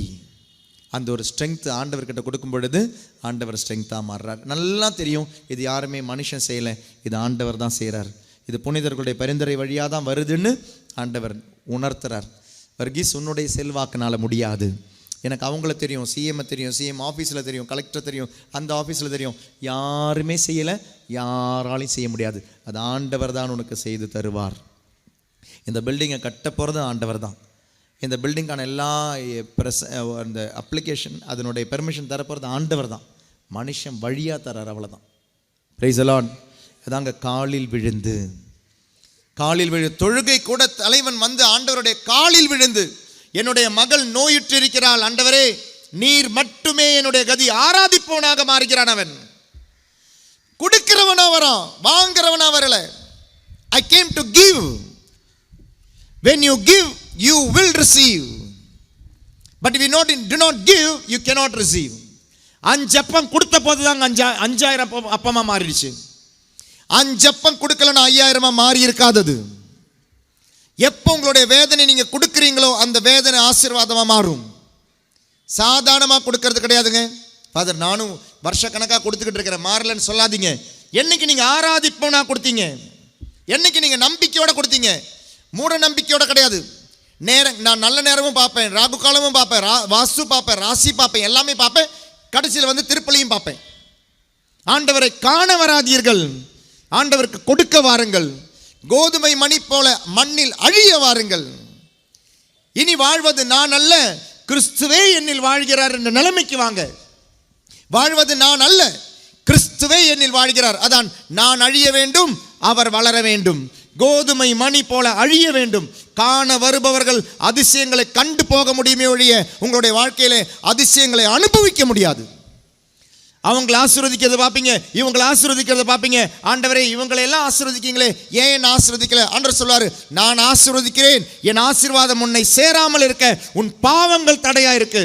Because you are a pious person. When are you going to become a worshipper? ஆராதிப்பவனாக இன்னைக்கு நீ மாறப்போற, அர்ப்பணிப்பவனா இன்னைக்கு மாறப்போற. அந்த அர்ப்பணிப்புக்கு பாவம் தடைதான். பாவத்தோட அர்ப்பணம் நடக்காது, பாவங்கள் தடைதான். அந்த பாவத்திற்காக மன்னிப்பு, அதனுடைய பரிகாரம் தாங்க இந்த தவம், ஜெபம், நோன்பு. என்னுடைய பாவத்திற்காகவும் என்னை சுற்றியுள்ளவருடைய பாவத்திற்காகவும் தவமும் ஜெபமும் நோன்பும் அவசியம் அவசியம் அவசியம். அதனுடைய உணர்த்துதல் தான் தவக்காலம் ஒழிய 40 நாளில் ஒதுங்க வேண்டியது கிடையாது தவம். 40 நாளில் ஒதுங்க வேண்டியது கிடையாது ஜெபம். 40 நாளில் ஒதுங்க வேண்டியது கிடையாது உன்னுடைய நோன்பு. It is a lifestyle of a Christian. It is a nature of a Christian to abstain, to pray, to do the charity work. கிறிஸ்துவை பின்பற்றுபவர்களுடைய தொழுகை கூட தலைவன் வந்து விழுந்து பாருங்க, காலில் விழுந்த பொழுது ஆண்டவர் சொல்றாரு, தம்பி வா போலாம் அப்படின்னாரு.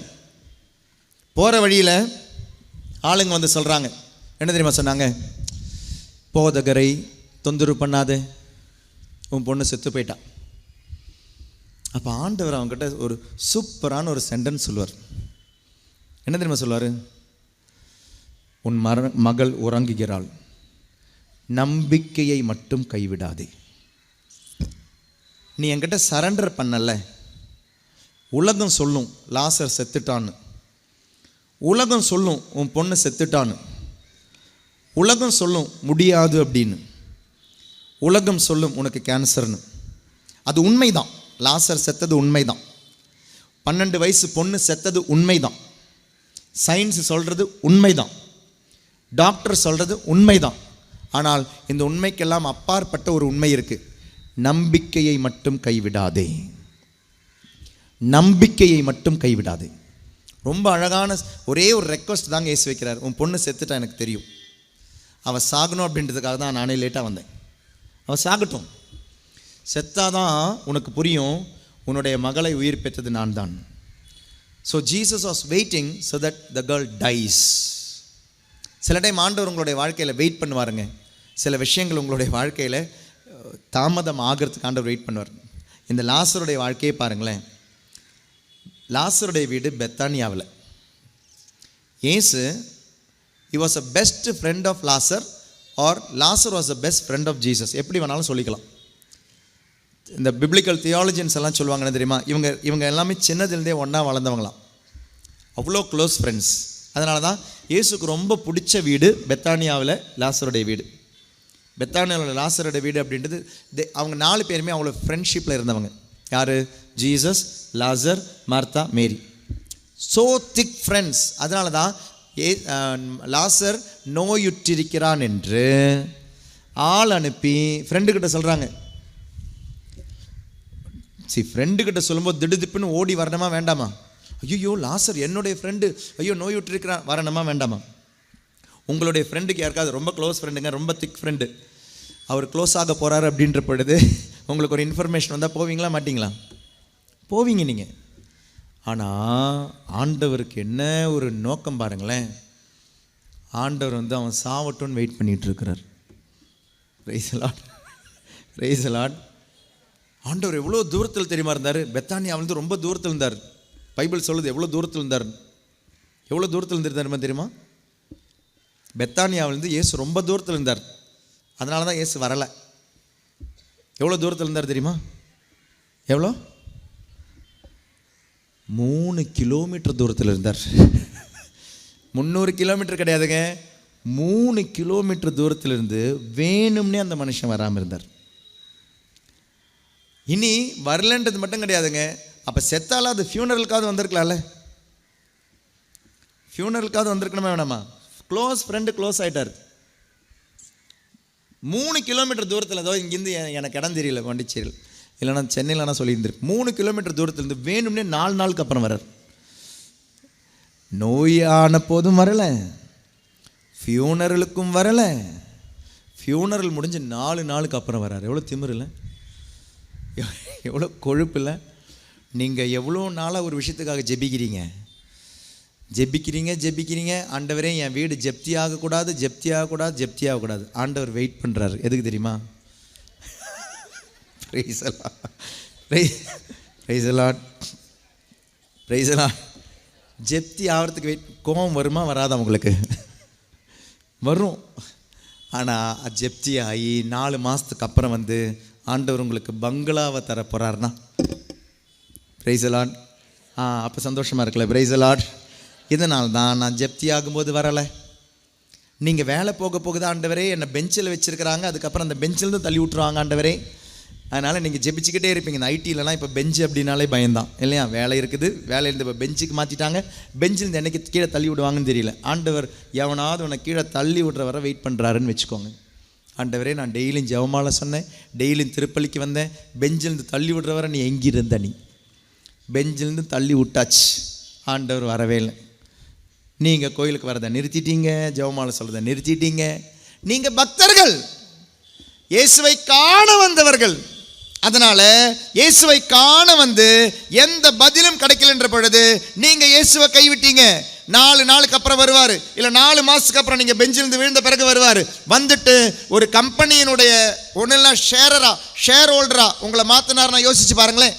இதனால தான் ஆண்டவர் சொல்லுவார், டேய் அந்த கம்பெனிக்கு போனால் உனக்கு வருஷத்துக்கு 8 லட்சம் தான் கிடைக்கும், இந்த கம்பெனியில் நான் உன்னை வைக்கிறேன், வருஷத்துக்கு உனக்கு 15 லட்சம் கிடைக்கும். அதனால தான் நான் வெயிட் பண்ணேன். ஆண்டவருடைய திட்டங்கள் நமக்கு புரியாதுங்க, ஆராதிப்பவனுக்கு ஆண்டவருடைய திட்டங்கள் புரியும். You will wait for the Lord.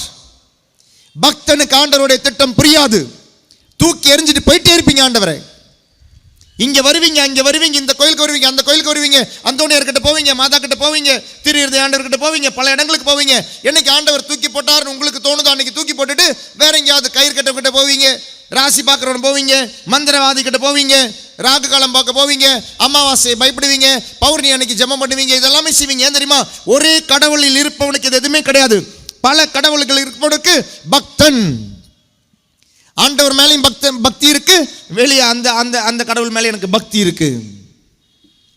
பக்தனுக்கு எல்லார் மேலேயும் பக்தி இருக்கும். ஆனால் ஆராதிப்பவனுக்கு ஒரே ஆராதனை தான், நானே உன் கடவுளாகிய ஆண்டவர், என்னை தவிர உனக்கு வேறு கடவுள்கள் இருத்தல் ஆகாது. அது ஆராதிப்பவன், கொடுக்க வந்தவன்க. ஒரு முறை தியானத்துக்கு வந்த ஒரு பொண்ணு, ஒரு 4-5 வருஷத்துக்கு முன்னால் இருக்கும், ஜனவரி மாதம் பொங்கல் டைமில் தான் தியானத்துக்கு வந்தான். நான் உள்ளிருப்பு தியானம் 4 நாள் தியானம் எல்லாம் அங்கே தியானத்துக்கு வந்தவங்களுக்கு தெரியும், கொஞ்சம் பேரெல்லாம் நான் பார்த்தேன். தியானத்துக்கு வரும்போது ஃபோனை வாங்கி வச்சிரும், ஃபோனை பயன்படுத்த முடியாது, வில் கன்ஃபிஸ்கேட்டட். ஆஃபீஸில் வாங்கி வச்சுருவாங்க முதல் நாள்.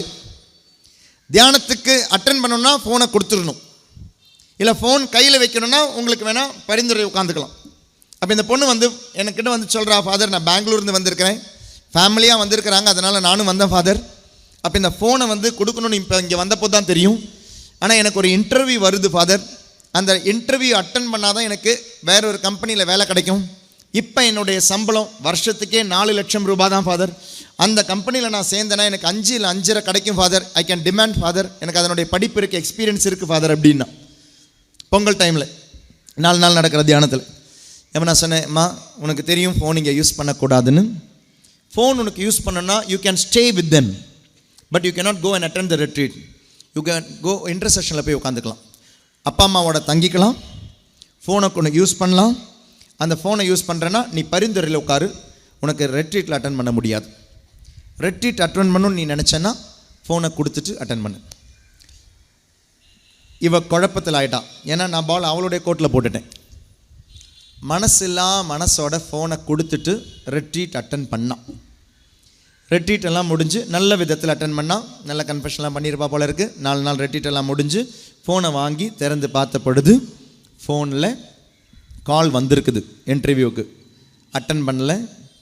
எஸ்எம்எஸ் எல்லாம் வந்திருக்குது, வாட்ஸ்அப்பெல்லாம் வந்திருக்குது, இமெயில் வந்திருக்குது. ஆனால் இவ கால் அட்டன் பண்ணாதனால இவளுக்கு வேலை கிடைக்கல. Price the Lord.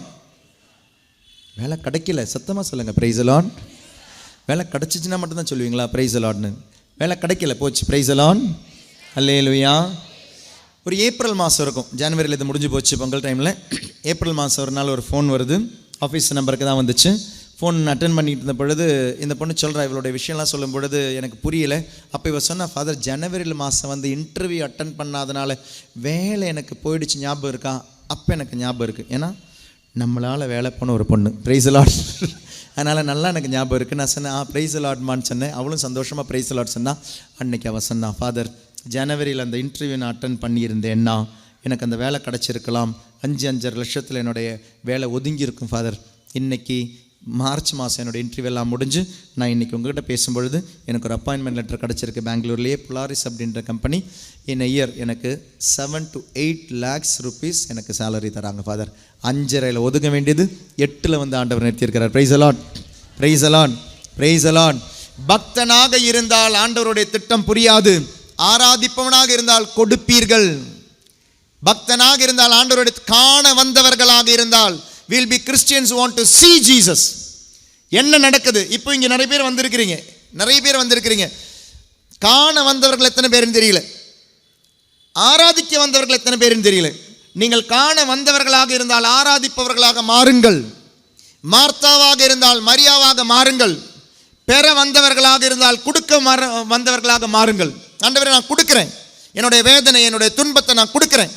என்ன போல இருக்கிறவங்களுக்கு மாற்றத்திற்காக கொடுக்குறேன், மனமாற்றத்திற்காக கொடுக்குறேன். நான் உபவாசம் எடுத்த ஆண்டவரை இன்னைக்கு அந்த உபவாசத்தை கொடுக்குறேன், எனக்காக என் குடும்பத்துக்காக எடுத்தேன். But I am surrendering now today. I surrender, அர்ப்பணிக்கிறேன். யாருக்கு பயன்படுத்த விரும்புகிறேயோ இதை பயன்படுத்த ஆண்டவரே. ஆண்டவரே நான் இன்னைக்கு முட்டிக்கால் போட்டு ஜெபிச்சேன், முட்டி வலிக்குது, கை வலிக்குது, பட் ஐ சரண்டர்.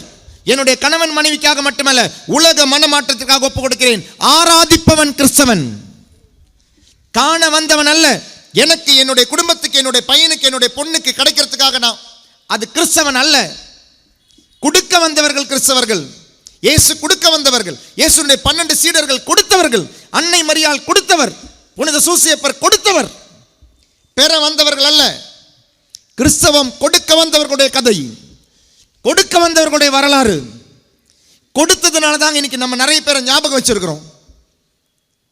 கொடுத்தவர்களை தான் ஞாபகம் வச்சிருக்கிறோம், வாங்கினவங்களை ஞாபகம் வைக்கல.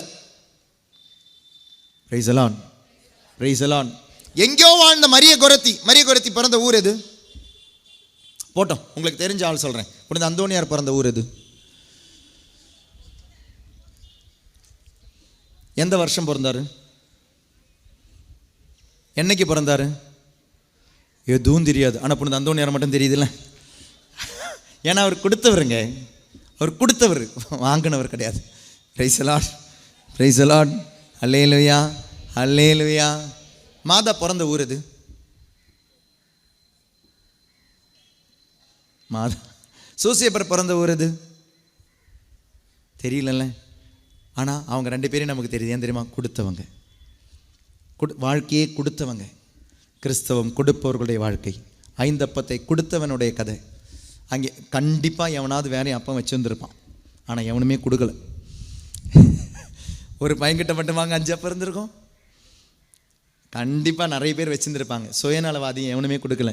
ஆனால் அந்த அப்பம் அந்த குட்டி பையன் கொடுத்தான். அந்த குட்டி பையன் இன்னைக்கு பைபிளில் ஸ்டார். பிரைஸ் தி லார்ட், அல்லேலூயா.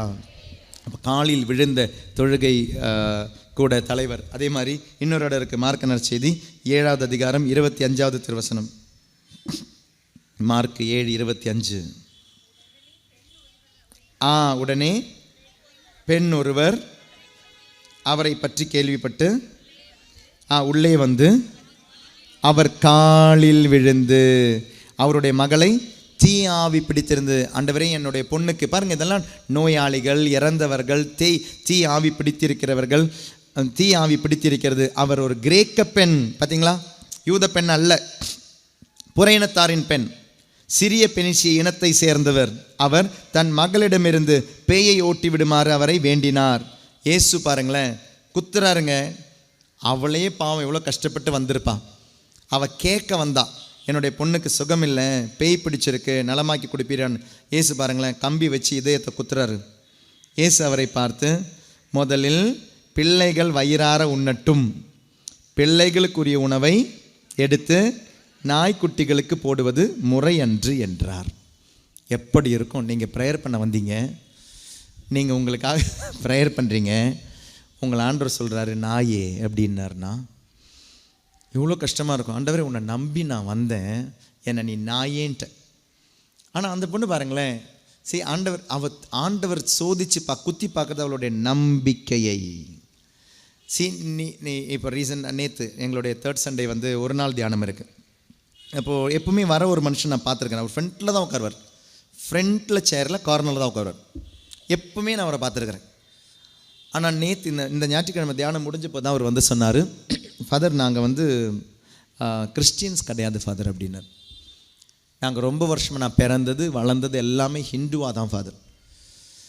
அப்படி தான் என்றைக்கோ ஒரு நாள் யூடியூப் சேனலில் டாக்கை கேட்டு விருப்பப்பட்டு அப்படி எலாவூர் தியான மையத்திற்குள்ளே வந்தார். அவர் எலாவூர் தியான மையத்துக்கு வந்தார், பைபிள் வாசிக்க தெரிஞ்சுக்கிட்டார், பைபிளை படித்தார், பைபிளை ஆழமாக படித்து தெரிஞ்சு இன்றைக்கி சொல்கிறார், ஃபாதர் இப்போ நான் 3 வருஷமாக 4 வருஷமாக கண்டினியூஸாக நான் வந்துக்கிட்டு இருக்கிறேன், ஆண்டவரை நான் விரும்புகிறேன் ஃபாதர், இன்றைக்கி விரும்பி நானும் ஒய்ஃபும் பேப்டிசம் எடுத்துட்டோம் ஃபாதர் அப்படின்னார். பிரைஸ் அலான், பிரைஸ் அலான், பிரைஸ் அலான்.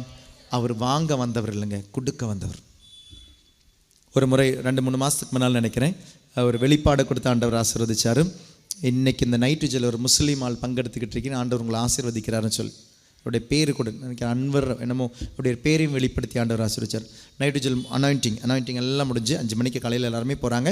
போகும்போது ஒவ்வொருத்தராக வந்த பொழுது கடைசியில் ஒரு மனுஷனை வந்து, அவர் வந்து யங் மேன் தான், ஒரு 35-40 வயசு தான் இருக்கும், பிளஸ்ஸிங் வாங்கிட்டு போகும்போது சொன்னார், father today your God called my name and blessed me father அப்படின்னார். ஃபாதர் டுடே யோர் காட், உங்களுடைய கடவுள் என்னை ஆசீர்வதித்து என் பேரை கூப்பிட்டார் ஃபாதர் அப்படின்னு. நான் கேட்டேன் வாட் இஸ், எனக்கு புரியல அவர் சொன்னது. அப்புறம் சொன்னார், அது இன்றைக்கி வெளிப்பாடு வந்த பேர் ஒரு முஸ்லீம் பேர், நான் தான் ஃபாதர் அப்படின்னு சொன்னார். பிரைஸ் அலாட், ஹல்லேலூயா. நமக்கு தெரியலங்க, நைட்ரஜனில் வந்து பங்கெடுத்துக்கிட்டு இருக்கார், முஸ்லீம் வந்து பங்கெடுத்துக்கிட்டு இருக்கிறார், ஆனால் அவர் வெளிப்படுத்தலை, ஆனால் ஆண்டவர் வெளிப்படுத்துகிறார், மகனே நான் உன்னை ஆசீர்வதிக்கிறேன். அப்படி வந்த ஒரு கிரேக்க பெண். அப்போ பாருங்களேன், ஆண்டவர் அவளுடைய நம்பிக்கையை சோதிக்க பார்க்குறார். நம்பிக்கையை சோதிச்சுட்டு நாயின்னு கூப்பிடும்பொழுது எவ்வளோ அழகாக அந்த பொண்ணு சொல்கிறா பாருங்களேன், நாய்கள் மேசைக்கு கீழே இருக்கிற அந்த உணவு அதையும் சாப்பிடுமே, அதனால் நான் வெயிட் பண்ணுறேன்னு சொல்லும்போது ஆண்டவர் சொல்கிறார், உன்னுடைய நம்பிக்கை பெரியது அம்மா, உன்னுடைய நம்பிக்கை பெரியது. அப்போ அந்த காலில் விழுந்தது அரசியல்வாதி விழுந்தது போல் அல்ல, காலில் விழுந்தது ஒரு பக்தன் விழுந்தது போல் அல்ல, காலில் விழுந்தது ஆராதிப்பவன் விழுந்தது போல, யூ சரண்டர்ட், நீ அர்ப்பணித்து விட்டாய், மகளே உன்னுடைய மகள் நலம் பெறுவாள், போ. வீட்டுக்கு போய் பார்த்தா அவளுடைய மகள் நலம் பெற்றிருக்கிறாள். இன்று நம்முடைய ஜெபங்கள் கேட்கப்படாததற்கு காரணம் நாம் இன்னும் ஆராதிப்பவர்களாக மாறவில்லை, நாம் பக்தர்களாக இருக்கிறோம், நாம் கொடுக்கவில்லை பெறுபவர்களாக இருக்கிறோம். இன்றைக்கும் நீங்கள் வாங்க வந்தீங்கன்னா இஸ்வரன் பார்ந்தவர்களே, வாங்குவதல்ல கிறிஸ்தவம், கொடுப்பது. தவக்காலத்தில் கொடுங்கள், உங்களுடைய தர்மத்தை கொடுங்கள், தசம பாகத்தை கொடுங்கள். கஷ்டப்பட்டு உழைக்கிறீங்க, கொடுத்து பாருங்கள். உங்களுடைய நேரத்தை கொடுத்து பாருங்கள். உங்களுடைய கோயில் க்ளீனாக இல்லையா, உங்களுடைய பங்கு கோயிலை க்ளீன் பண்ணுறதுக்காக அதுக்காக காசை கொடுத்து ஆளுங்களை வைக்க வேண்டிய அவசியம் இருக்கான்னு யோசித்து பாருங்கள். உங்களுடைய பங்கு கோயில் அப்படின்றது உங்களுடைய ஒரு வீடு. உங்களுடைய வீட்டை நீங்கள் க்ளீன் பண்ணுற மாதிரி உங்களுடைய பங்கு கோயிலை எத்தனை பங்கு மக்கள் இருக்கிறீங்க? ஒரு நாள் யோசித்து பாருங்கள். நான் ஃபாதர், நான் வெள்ளிக்கிழமை வந்து நான் க்ளீன் பண்ணிக்கிறேன் ஃபாதர், நம்ம வீடு தானே ஃபாதர், நம்ம கோயில் கொஞ்சம் யோசிச்சு, ஒரு 2-3 லேடிஸ் இல்லை ஒரு ஜென்ட்ஸ் கொஞ்சம் யோசிச்சு பாருங்கள். உங்களுடைய வீடை க்ளீன் பண்ணுறதுக்கு நேரத்தை கொடுத்து பாருங்கள். தவ முயற்சிகளை செஞ்சு பாருங்கள். ஒரு 4-5 பேர் முடிவு செஞ்சால் கோயில் டெய்லியும் க்ளீனாக இருக்கும். அதுக்கு ஃபாதர் அப்பாயின்மெண்ட் போட வேண்டிய அவசியம் இல்லை, அன்பியம் போட வேண்டிய அவசியம் இல்லை, மீட்டிங் போட வேண்டிய அவசியம் இல்லை. இன்றைக்கி கொடுக்க வந்தவங்களா, வாங்க வந்தவங்களா? இன்றைக்கி பங்கு பேரவையில் நடக்கிற சண்டையை கொஞ்சம் யோசித்து பாருங்கள். பங்கு பேரவையில் பிரசிடெண்ட்டாக நடக்கிறதுக்கு அரசியலை யோசித்து பாருங்கள். கொடுக்க வந்தவங்க இன்றைக்கி வாங்குறதுக்காக சண்டை போட்டுக்கிட்டு இருக்கிறீங்க. பங்கு பேரவையில் நான் தலைவர் ஆகணும், தலைவர் ஆகிறதுக்கு என்ன வேணாலும் நான் செய்வேன். கொயரில் லீடர் ஆகணும், லீடர் ஆகிறதுக்கு நான் என்ன வேணாலும் செய்வேன். மரியாயின் சேனைன்னு ஒன்று இருக்குல்ல, மரியாயின் சேனை மாதாவே அவ்வளோ தாழ்ச்சியாக வாழ்ந்தவங்க. தாழ்ச்சியே இல்லாத நிறைய பேர் இருப்பாங்க மரியாயின் சேனையில். பிரைஸ் எல்லாம் நெய்வேலியில் ரெட்ரீட்டில் அதுக்கு புது ஒரு பேர் ஆண்டவர் கொடுத்தார். மரியாயின் சேனை இல்லை, இது மரியாயின் வேதனை அப்படின்னு. மரியாயின் சேனை கிடையாது, மரியாயின் சேனை இல்லை, மரியாயின் வேதனை. மரியாவை மாதிரியே இருக்காத யாருன்னா அன்னை மரியாதை மாதிரியே இருக்க மாட்டாங்க. ஏன்னா இந்த மரியாயின் சேனையில் தான் அவங்க சொல்லுவாங்க, முதல் 10 மணியை நான் தான் ஜெபிப்பேன். யாராவது இருப்பாங்க அதுக்குள்ளே, முதல் 10 மணி யாராவது ஜெபிச்சிட்டாங்கன்னு அவங்க எழுந்தே போயிடுவாங்க. அந்த அம்மாவுக்கு தான் முதல் 10 மணி. அந்த அம்மா தான் வாசிக்கணும், முதல் வாசகம். கோயிலில் ஏதாவது திருவிழா இருந்தால் நாங்கள் தான் கொயர் பாடணும். எங்களுக்கு அந்த சான்ஸ் கொடுக்கலன்னா அப்புறம் நாங்கள் கோயிலில் பாடவே மாட்டோம். அப்புறம் பங்குசாமியார் கூட சண்டை தான். நீங்கள் வாங்க வந்தவங்களா, கொடுக்க வந்தவங்களா? ஆராதிக்க வந்தவங்களா நீங்கள், இல்லைன்னா பக்தையாக வந்தவங்களா? யோசிச்சு பாருங்கள். ஆராதிப்பவர்கள் இதெல்லாம் செய்ய மாட்டாங்க, பக்தர்கள் இதெல்லாமே செய்வாங்க. பக்தர்கள் இதெல்லாமே செய்வாங்க. அதனால் இந்த பக்தர்கள் அப்படின்றது பாருங்கள், மாதாவுக்கு தான் மாலையெல்லாம் போட்டுட்டு போயிடுவீங்க.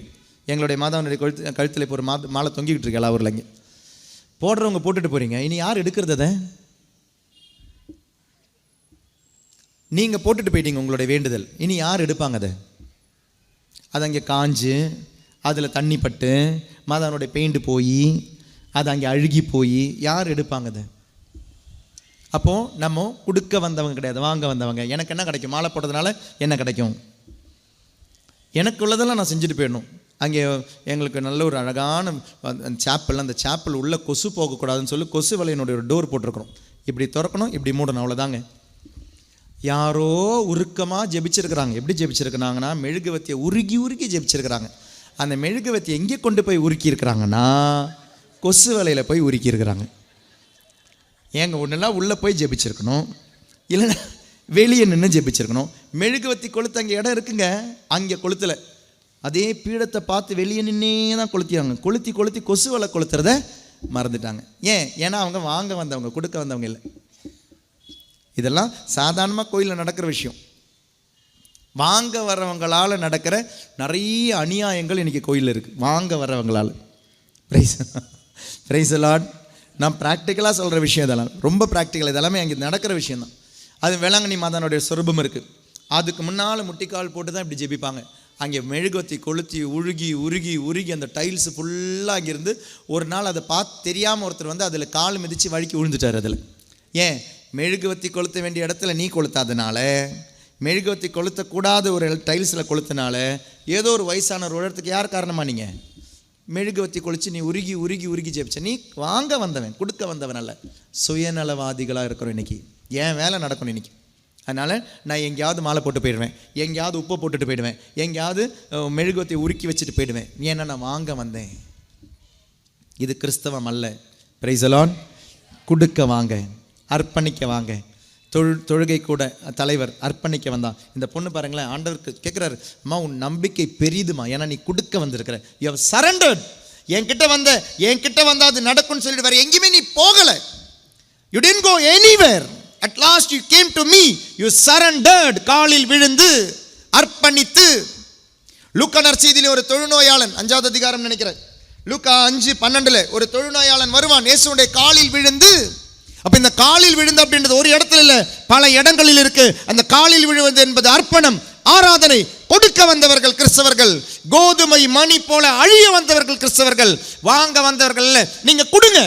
நீங்க கொடுக்கும் பொழுது 5 அப்பத்தை 5000 பேருக்கு மேல இயேசு கொடுத்தார். அந்த 5 அப்பம் யார்கிட்ட இருந்து வந்தது? ஒரு பையன் கிட்ட இருந்து வந்தது. அந்த பையனுக்கு அந்த அப்பம் கிடைச்சதா? கிடைச்சிருக்குமா? கிடைச்சிருக்காதா? கிடைச்சிருக்கும். நீங்க உங்களுடைய ஒரு தவத்தை, ஒரு நோன்பை, ஒருத்தல் முயற்சி நீங்க கொடுக்கும்போது நினைக்காதீங்க, ஃபாதர் என்ன ஃபாதர் இப்படி நீங்க, நானே எனக்கு இருக்கிறது 5 நிமிஷம் ஜெபிக்கிறதுக்கு, அந்த 5 நிமிஷம் எவனுக்காகவும் ஜெபிக்க சொல்றீங்களே, உங்களுக்கு நியாயமா இருக்குதா ஃபாதர்? எனக்கே கிடைக்கிறது ஒரு 1/2 மணி நேரம் ஜெபமாலை சொல்றதுக்கு, அந்த 1/2 மணி நேரம் நான் எனக்காக ஜெபிப்பேனா, என் குடும்பத்துக்காக ஜெபிப்பேனா, இல்ல ஊர் உலகத்துக்காக ஜெபிப்பேனா? இயேசு அன்பார்ந்தவர்களே, 5 அப்பம் கொடுத்தவனுக்கும் இயேசு அந்த 5 அப்பத்தில் இந்த 5000 பேருக்கு கொடுத்த பொழுது அவனும் உண்டான். உங்களுக்கு கிடைக்காம போகாது, ஆனால் உங்கள் வழியா 5000 பேர் கிடைக்கும் பொழுது what a blessing you are, what a blessing you are. உங்களுடைய சொல், உங்களுடைய செயல், உங்களுடைய சிந்தனை அர்ப்பணித்து பாருங்கள், சரண்டர் பண்ணுங்க. உங்களுக்கு ஒரு நோய் இருக்கா, உங்களை மாதிரி இருக்கிற 1000 பேருக்காக ஜெபிங்க. உங்க ஹஸ்பண்ட் குடிக்கிறவரா, குடிக்கிற உங்களுடைய ஹஸ்பண்டுக்காக மட்டும் ஜெபிக்காதீங்க, ஒரு 1000 பேருக்காக அர்ப்பணித்து ஒரு ஜெபமாலை ஜெபிச்சு பாருங்க. உங்க பையன் ஊதாரித்தனமா போறானா, உங்க ஊதாரி பையனுக்காக மட்டும் ஜெபிக்காதீங்க, உங்க ஊதாரி பையனா இருக்கிறவனுக்காக ஜெபிக்கும் பொழுது ஒரு 1000 பசங்களுக்காக ஜெபிச்சு பாருங்க. உங்களுக்கு ஒரு தவறான பழக்கம் இருக்கா, சிற்றின்பத்தின் ஒரு பழக்கம் இருக்கா, அதிலிருந்து வெளியே வரதுக்காக நீங்க உங்களுக்காக மட்டும் ஜெபிச்சு பார்க்காதீங்க. அப்படி இருக்கிற ஒரு 1000 பேருக்காக ஜெபிச்சு பாருங்க. உங்கள் வழியாக உலகம் மீட்பு பெறும். மேபி ஆண்டவர் உங்களுக்கு அந்த துன்பத்தை அனுமதித்தது உங்கள் வழியாக மீட்பு கொடுக்க வேண்டும் என்ற ஆண்டவர் நினைச்சிருந்தாருன்னா, உங்களுக்கு கேன்சர் இருக்கா, 1000 பேருக்காக நீங்க ஜெபிச்சு பாருங்க, உங்களுக்கும் ஹீலிங் கிடைக்கும், உங்க வழியா 1000 பேருக்கு ஹீலிங் கிடைக்கும். உங்களுக்கு ஒரு கடன் தொல்லை இருக்கா, உங்களுக்காக மட்டும் ஜெபிக்காதீங்க, உங்களை போல இருக்கிறவங்களுக்காக ஒரு நோன்பு எடுத்து பாருங்க, 1000 பேருக்காக. உங்களுடைய கடனை முடியும், உங்களை போல இருக்கிறவங்களுடைய கடனை முடியும். ஆண்டவர் ஒரு துன்பத்தை உங்களுக்கு அனுமதிப்பது உங்கள் வழியாக ஒரு 1000 பேரை ஆசீர்வதிக்க இருக்கலாம். கொடுப்பவர்களாக இருங்கள், பெறுபவர்களாக மட்டுமல்ல. Price the Lord. இஸ்ரவேல் அன்பார்ந்தவர்களே, நான் சொல்றது ஒரு புது கிறிஸ்தவம் அல்ல, இதுதாங்க கிறிஸ்தவம், இதுதாங்க பைபிளுடைய கிறிஸ்தவம்.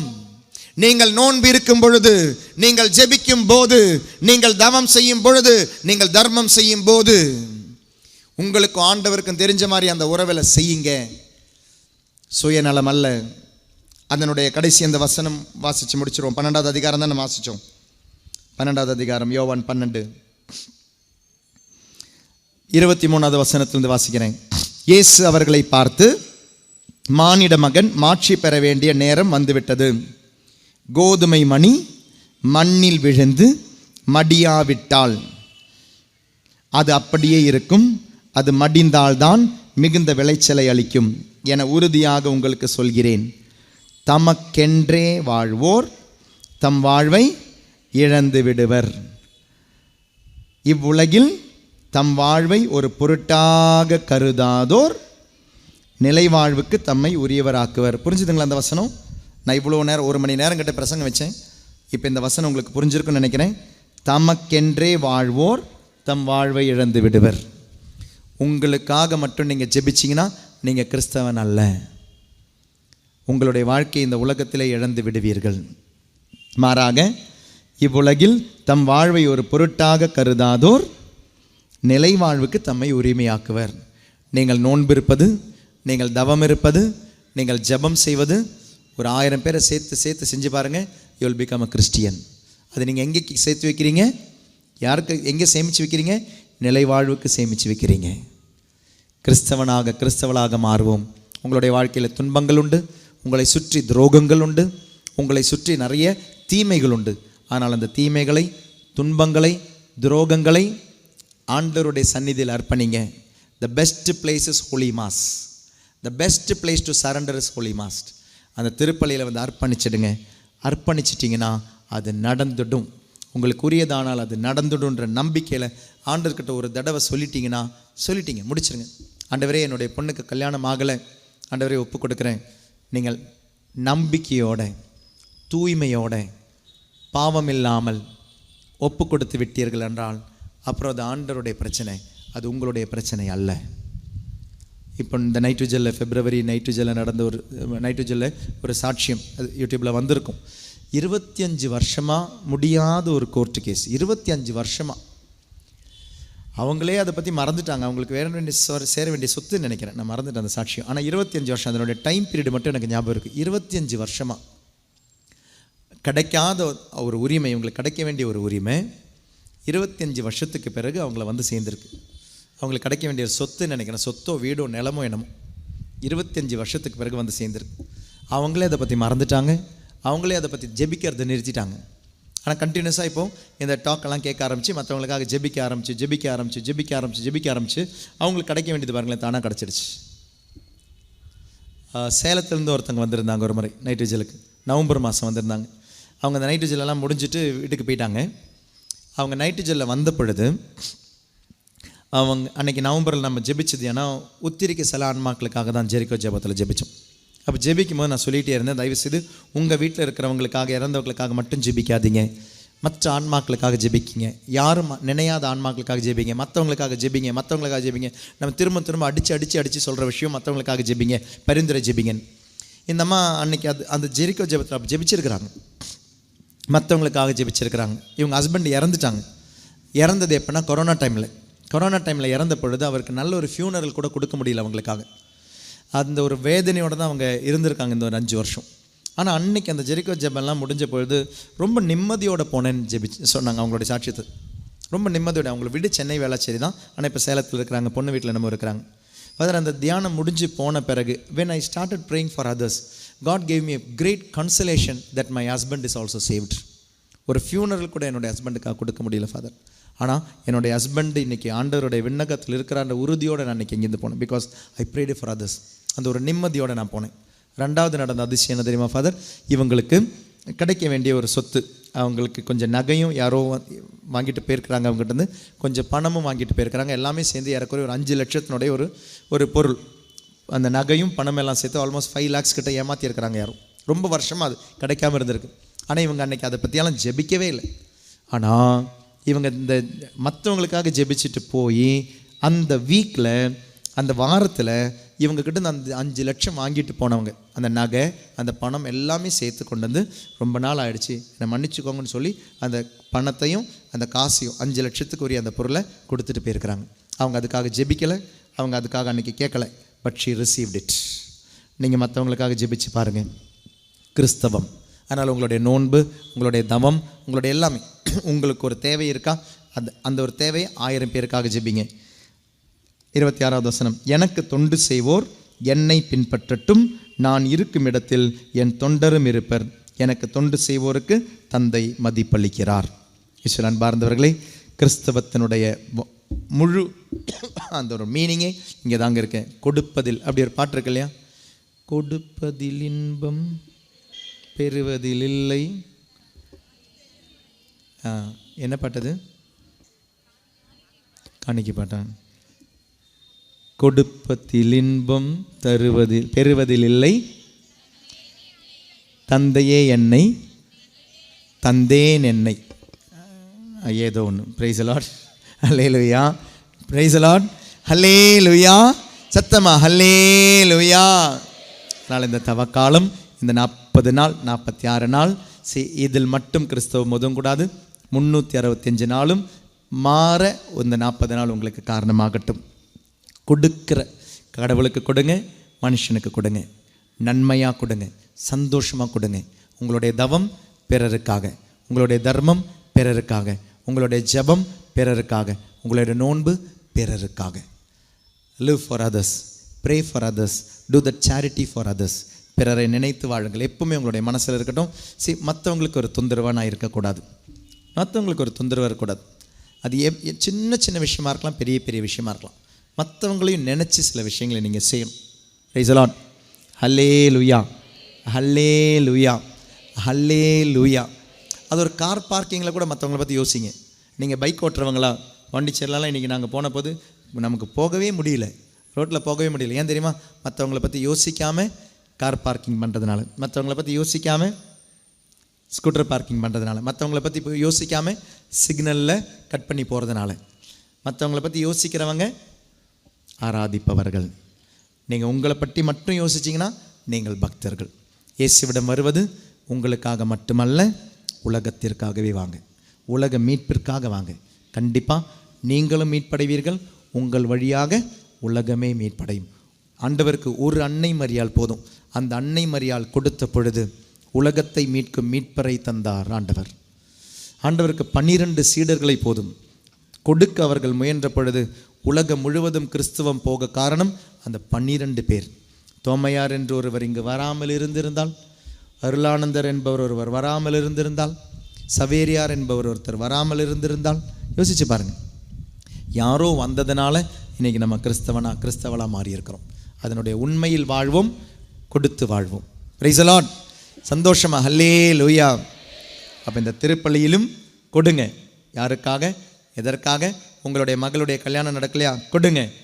1000 பேரை சேர்த்து கொடுங்க. ஆண்டவரே, திருமணமாகாத 1000 பேருக்காக இந்த திருப்பலியை ஒப்பு கொடுக்குறேன். உங்களுடைய பையனுக்கு வேலை இல்லையா? கொடுங்க. இந்த திருப்பலியில் ஒப்பு கொடுங்க. ஆண்டவரே, என் பையனை மாதிரி கஷ்டப்படுற 1000 பசங்களுக்காக நான் ஒப்பு கொடுக்குறேன். உங்களுக்கு ஏதாவது ஸ்கின் அலர்ஜி இருக்கா? ஸ்கின் கேன்சர் இருக்கா? உங்களுக்கு ஏதாவது தொண்டை தைராய்டு இருக்கா? பிரச்சனை இருக்கா? கொடுங்க. ஆண்டவரே, 1000 பேருக்கு நான் ஒப்பு கொடுக்குறேன். Price the Lord. Hallelujah, hallelujah.